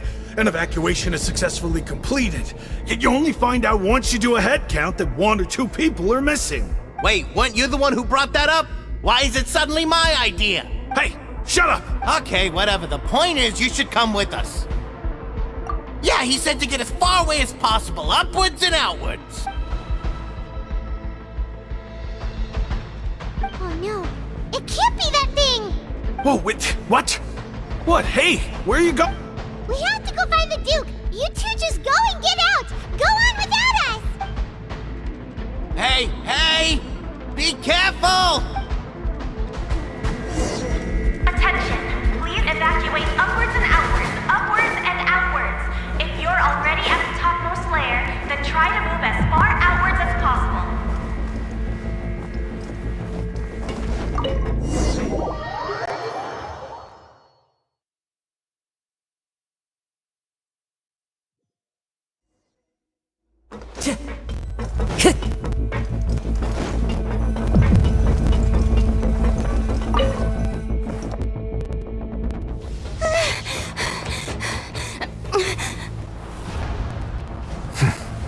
They're here. Just like I said. What happened?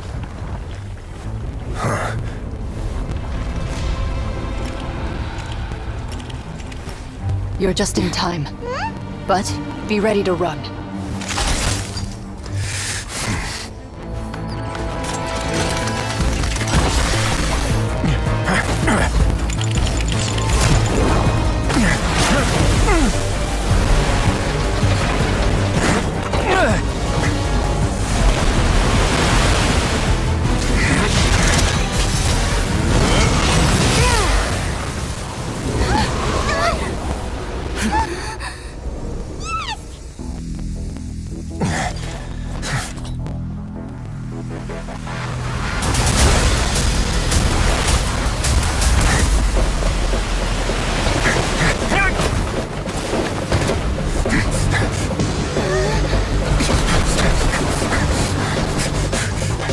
Three, 2, 1.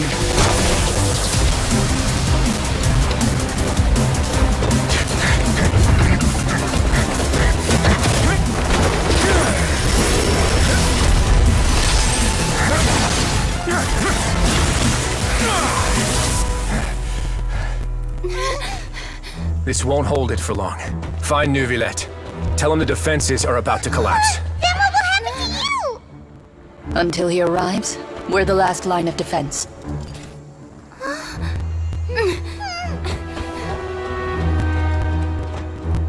The gate. How long do you think it'll hold? That depends on us.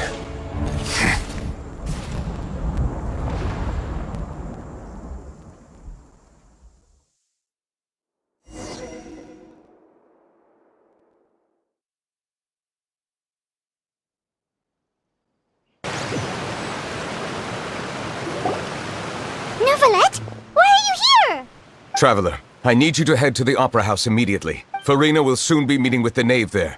You must protect Farina, and make sure she doesn't spend too much time alone with her. Will do. You have my sincerest gratitude.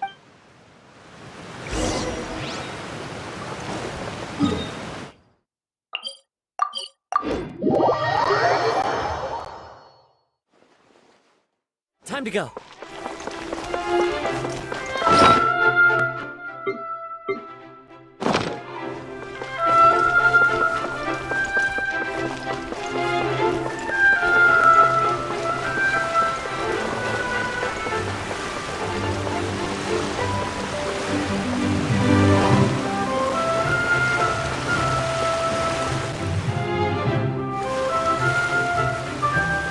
Look! There are a ton of Fatui Palae people over there. The knave is probably here already. We need to hurry! Are you two the traveler in Paimon? Monsieur Nervalet has left instructions. Please follow me.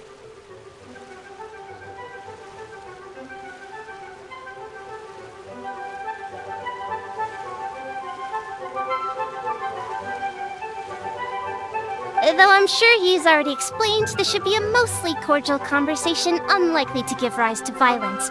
But it would be most appreciated if you could protect Lady Farina to the best of your abilities.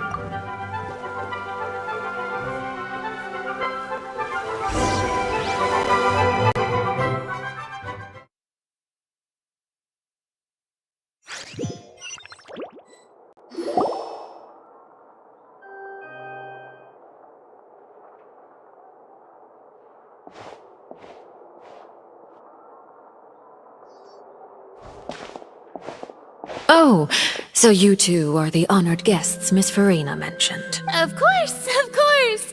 How could they not attend a meeting such as this? I must always have 2 or more guests at my dessert table. Otherwise, the occasion would be too lonely and unbecoming of my station. It is my pleasure to make your acquaintance, traveler. I have heard much of your accomplishments. I am the Knave, one of the 11 Fatui Harbingers.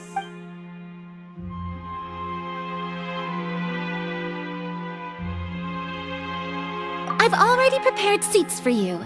Come, sit beside me. Perhaps you two are unaware of how Miss Farina and I do things. You see, we actually recently agreed to get together for tea when we had the time. See this? This is a limited type of confectionery that Miss Farina simply adores. There are only 16 slices sold every day. Here, why don't you and Paimon have a taste?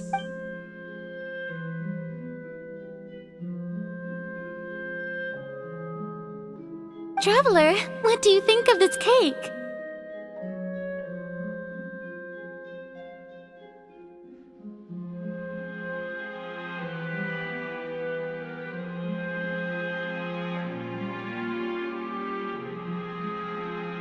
That's good to hear. So what Child said was on the mark after all. You do share a taste in desserts with Farina and I.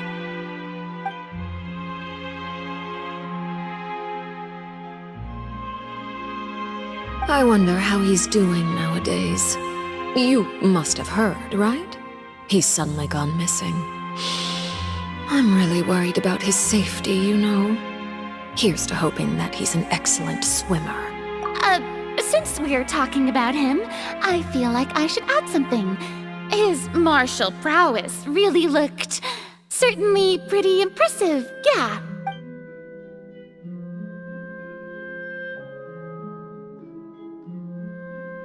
Oh, so you're also familiar with his aptitude for fighting, Miss Farina. Oh, right. I almost forgot. Child was subdued by Udex Nuvillette right in front of you. Against ordinary people, my colleague would never be on the back foot. But alas, he just never imagined he'd run into such a person. I must express my admiration for Monsieur Nuvillette. Coming from you, that's not surprising at all. But I thought you would be happier to hear the news. Of course, but it's still a bit of a shame. You see, I would have been far happier had I received this news somewhat earlier. As you well know, a long time has passed since Child disappeared. Well, in any case, there's no need to worry. We know for sure that child is still alive. Oh. And just how do you know that? Because we found evidence that proved he left the Fortress of Mirapede. And where did he go after leaving the fortress? Well... The Fortress of Mirapede lies deep beneath the waves. Unless he pranced right out of the main gate, he must have had to swim for it. Do you have any proof that he surfaced safely?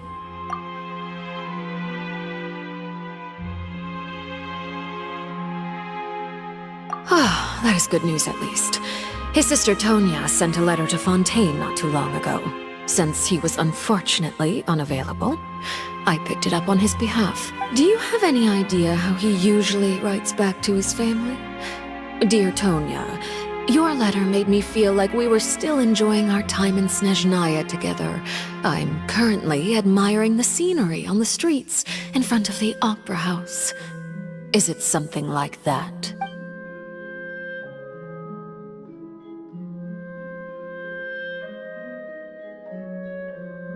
All letters tend to follow the same few formats anyway, right?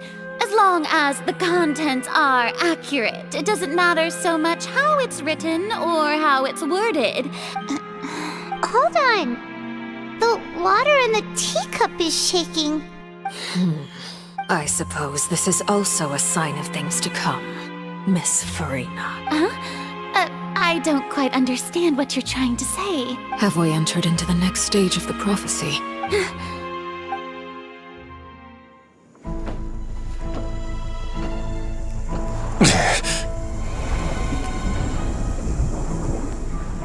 My thanks to you both. I will take it from here.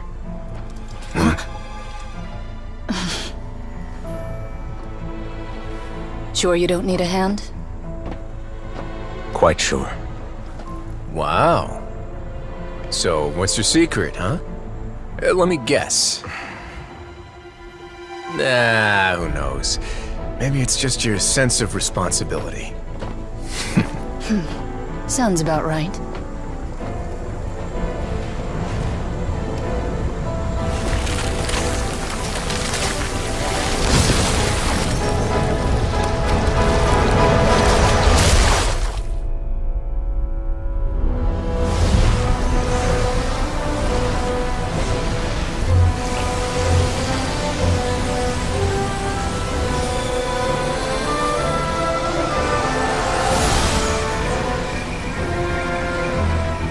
Day may come when the prophecy is fulfilled, and the waters burst forth.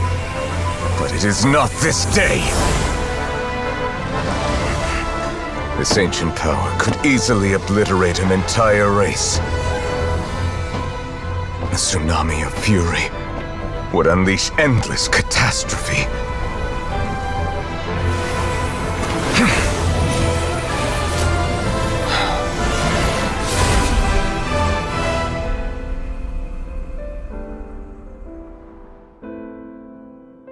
This sentence is too severe.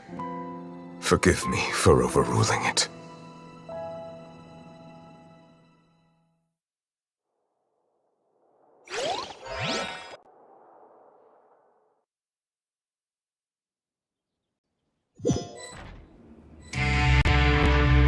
All right. Seems like the problem inside has been suppressed. Let me guess, we're safe for now.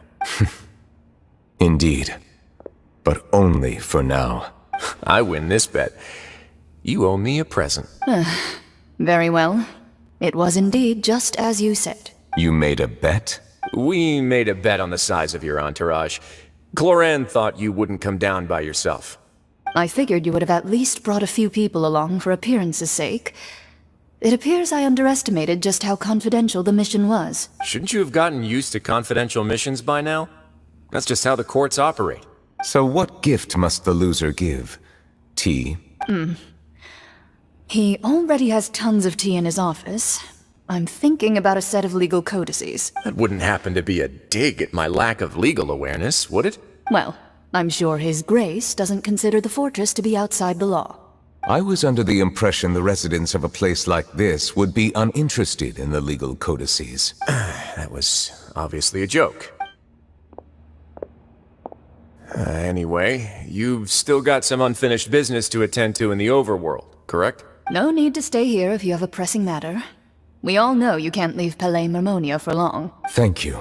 I hope everything went smoothly with the Fatui Harbinger.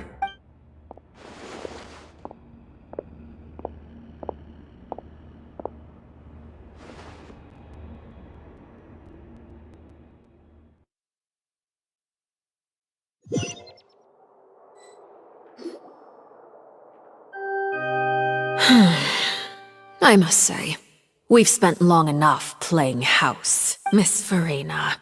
As the Hydro Archon, I am sure you understand the exact meaning of the phenomenon we just witnessed.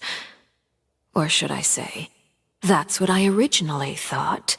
But looking at your expression, was I wrong? And you haven't a clue? What are you trying to say? At this point, I don't think there's any more need to speak as diplomatic representatives. Allow me to speak to you now as just a Fontainian.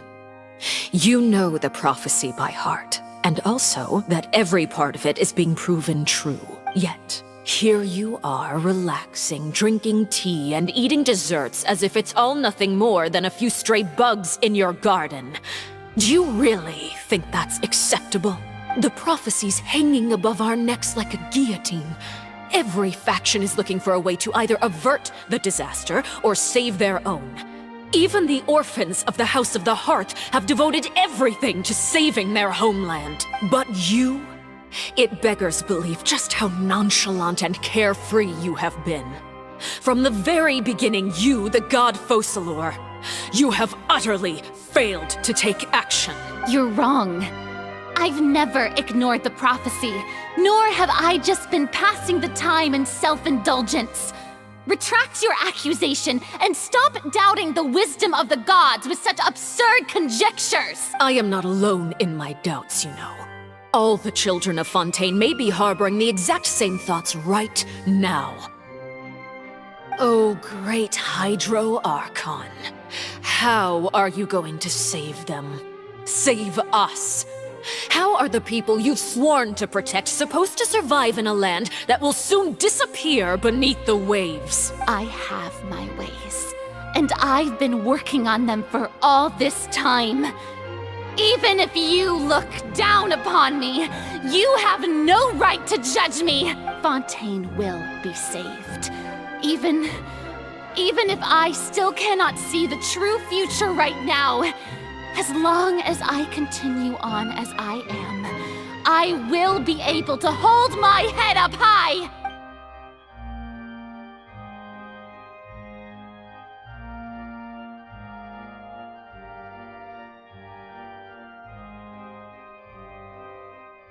Then I ask you, Miss Farina, just what have you been working on? Where can we see it, and what is it doing to help?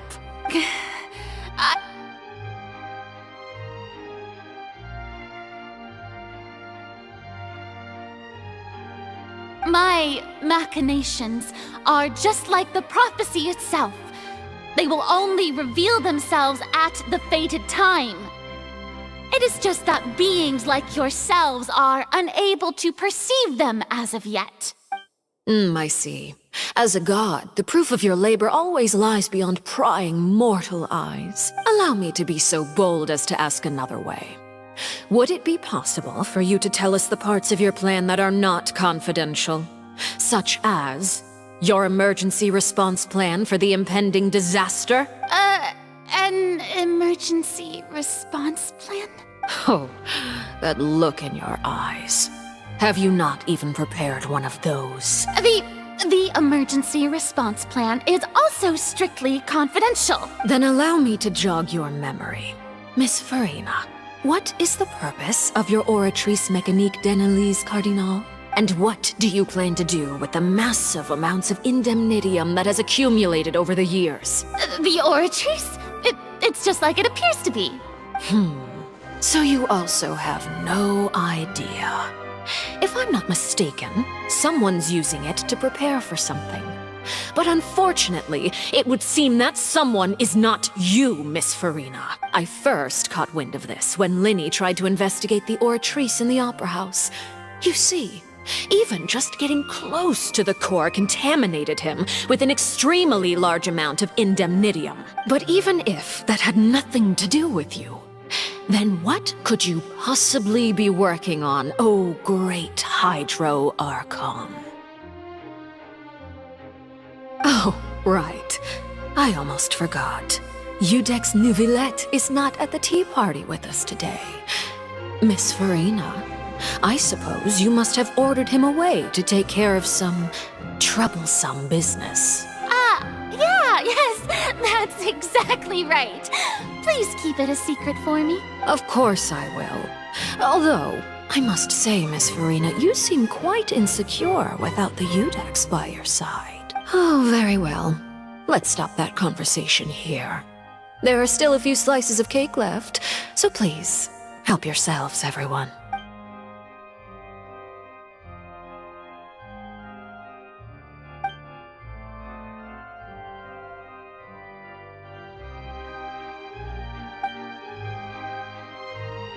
Traveler, I heard that you were recently commissioned to handle a few matters on behalf of the Udex.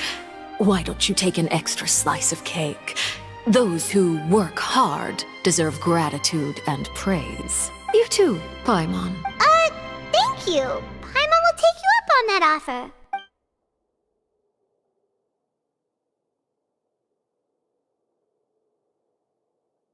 Oh, Paimon's super full. That cake was great.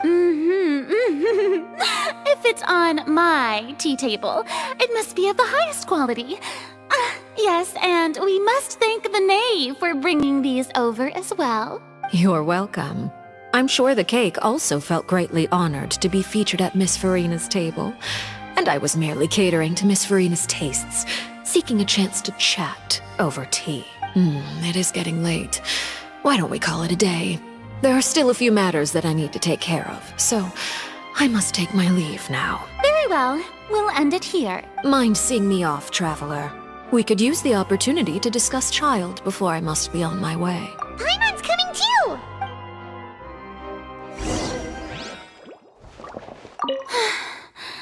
The tea party turned out to be even more difficult than I'd imagined. Why are you looking at me like that? Is something the matter? If there's nothing urgent...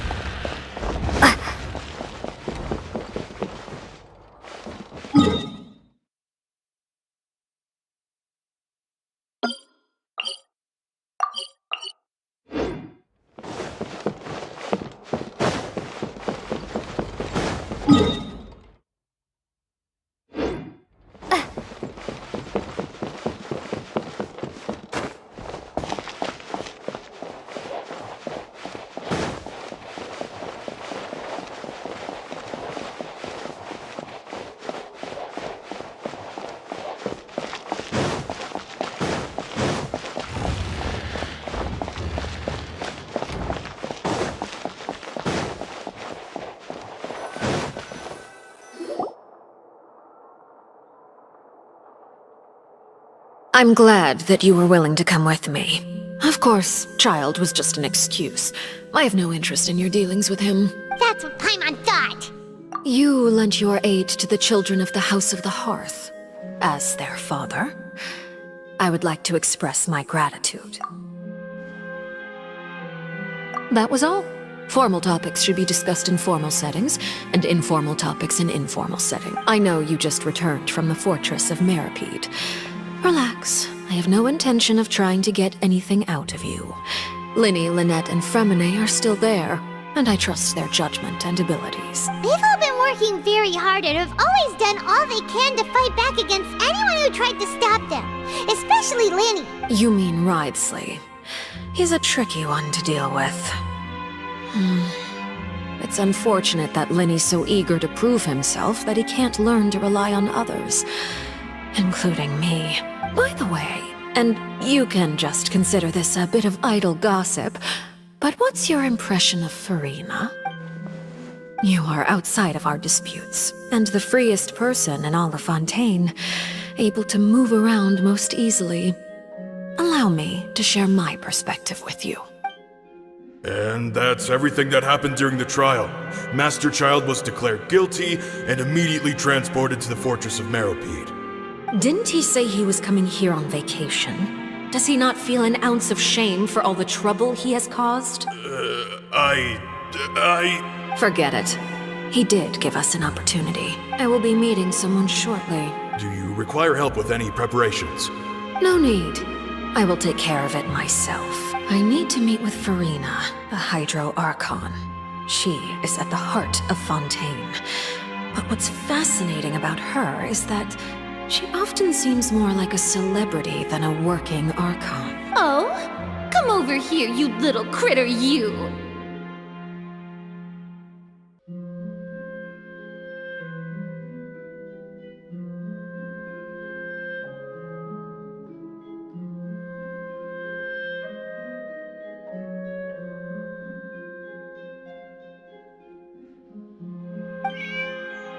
You dare to run from me?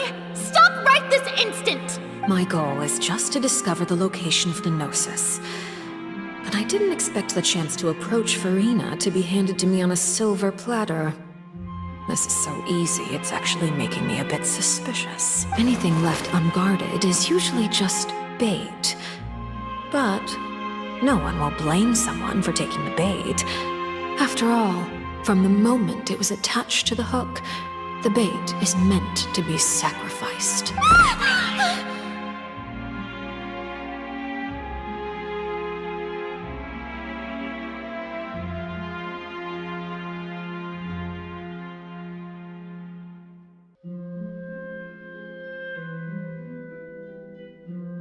It's just as I guessed in the second before I struck. The Hydronosis is not currently held by the Archon. In fact, this Archon doesn't seem like a god at all. And I sense that she's under some kind of curse. Who are you? And what are you trying to do? Please don't kill me! I'm begging you, please! The fear in her pupils is genuine, so perhaps she's not bait after all. Either way, targeting her has lost all meaning.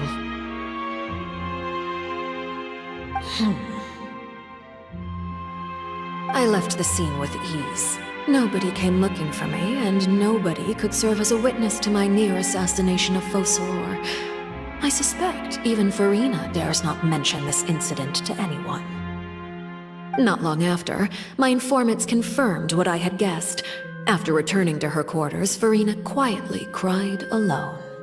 She was so scared that she could not sleep that night, nor could she even bring herself to eat her cake. There's no doubt that there's something wrong with her.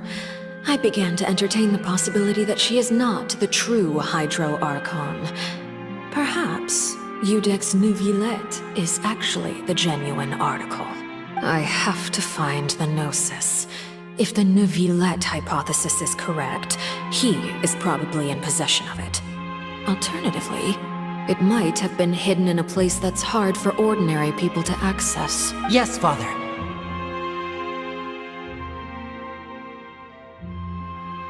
My dear children, please speak. News from the Fortress of Meropide. Master Child has gone missing. On top of that, the contacts and guards we bribed at the fortress have all gone quiet as well. Probably the handiwork of that Ridesley. I'm afraid so. This is a good opportunity. The value of a harbinger is much higher than most would imagine. We now have an excuse to exert diplomatic pressure on the Fontaine authorities. Set up a meeting for me. I would like to meet the Hydro Archon and Iudex Neuvillette. Oh, and I have an additional mission for you three. Yes, Father. Tartaglia's disappearance was not a part of my plan, but I can use it to make a breakthrough. With this as my excuse, I can ask for an official audience and continue my investigation of Farina and Iudex Neuvillette. The initiative belongs to the House of the Hearth. My wish to investigate the fortress of Meripede will be a front. Linny and his group will be responsible for the actual intelligence gathering.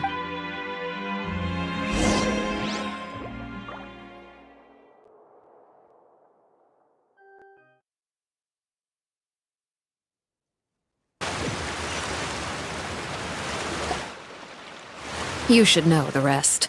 Linny's group is quite close to you, so they wouldn't have hidden anything from you. You attacked the Hydro Archon? It wouldn't mean anything, even if you shouted it from the rooftops. After all, even Farina herself is still pretending that nothing of that sort ever happened. Alright then. I've now had 2 chances to enjoy tea with Farina. I have to say, the leadership of Fontaine is even more inscrutable than I had imagined. I once surmised that Iudex Neuvillette must be the Hydro Archon, but now, that doesn't seem right to me either. I am a servant of Her Majesty the Tsaritsa. Over my years of service, I've learned how a real Archon conducts and carries themselves. Whether Iudex Neuvillette or Farina, neither fits the bill. It's hard to imagine either of them as the Archon. Of course, that is all just how I feel. Gut feelings often do not require justification. It is, however, quite amusing to me that after all my years working in intelligence gathering, I've come to realize I am at a complete loss regarding the identity of the god of the land of my birth. Don't you think Fontaine is quite intriguing? A catastrophe looms, yet many secrets have yet to rise to the surface. It looks like Fontainians will have no choice but to save themselves. Ultimately, though, one must survive in order to do anything else. Should the need arise, I would be happy to cooperate with you. You don't need to commit to anything right now, of course. I have a feeling that the situation will continue to evolve, and as your name is often connected with noble deeds, I'm sure we will work together someday. He certainly returned quickly. You must want to catch up with each other, so I'll leave you to him. Neuvillette, is it over? For now, yes. But this issue will prove quite thorny in the long term. I'm concerned that sooner or later the prophesized events will occur. Thank you for protecting Farina. To put it simply, I used my power to force back the primordial sea and reseal the sluice gate.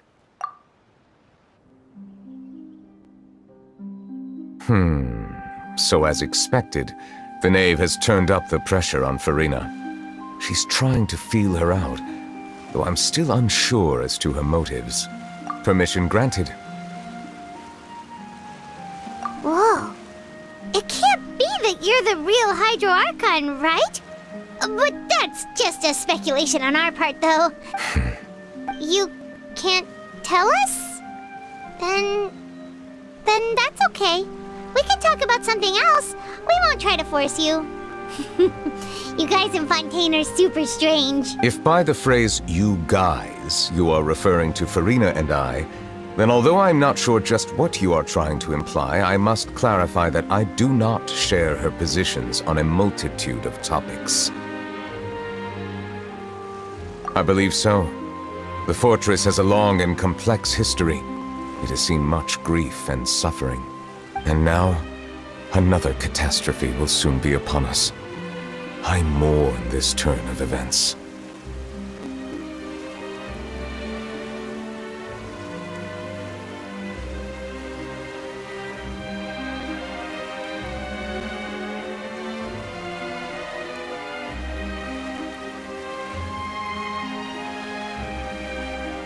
Huh? Why is it raining all of a sudden?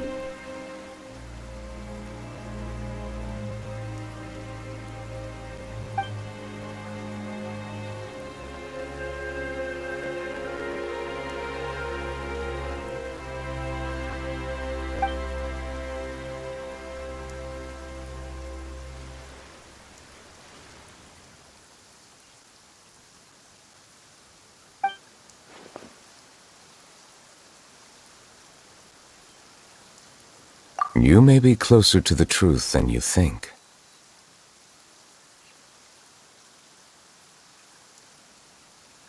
Oh? And what are you thinking? The dragon of... what? Huh? Please do not be so surprised.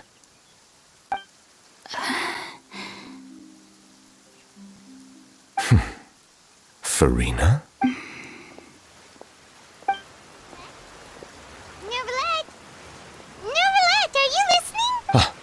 My apologies. We were just guessing randomly. We didn't guess right, did we? You're not actually the dragon sovereign of water, right? Well, if you don't want to confirm or deny...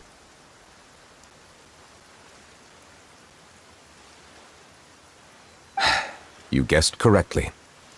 I sincerely hope you'll be able to keep this a secret for me.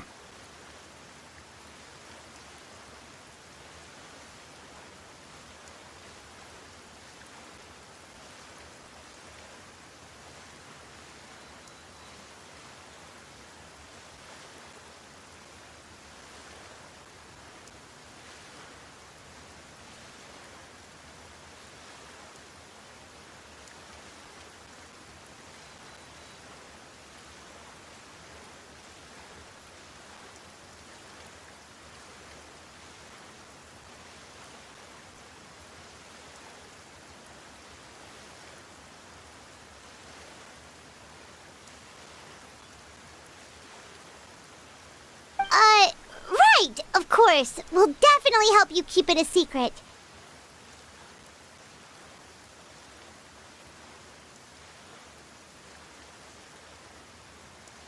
There's still something Paimon wants to ask you, though. Please, go ahead. Well, if you are the dragon sovereign of water, and you were able to force back the primordial sea from the fortress...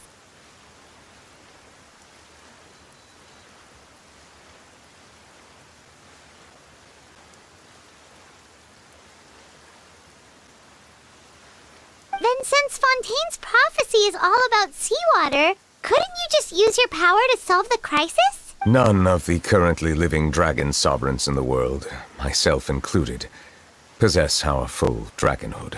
They say that when the first usurper arrived on Tivat, they seized a part of the dragon's power. Today, that stolen power is the basis of the Archon's authorities. There are 7 elemental archons and 7 matching dragon sovereigns. The dragon sovereign of water who lived through that era perished a long time ago. As their successor, I know far less of that part of our ancient history. In any case, I believe I will not be able to do much unless the Archon disappears and returns their elemental authority to me. Given the status quo, however, I would recommend finding another way to deal with the prophecy. Oh, so even you can't solve it. I still have some urgent matters to attend to at my office. If you have any more questions regarding ancient history, you are welcome to discuss them with me at a later time. Please go right ahead. There's a place that Paimon wants to go too. Traveler, why don't we pay another visit to the Fortress of Meripede? We'll see you another time. Take care.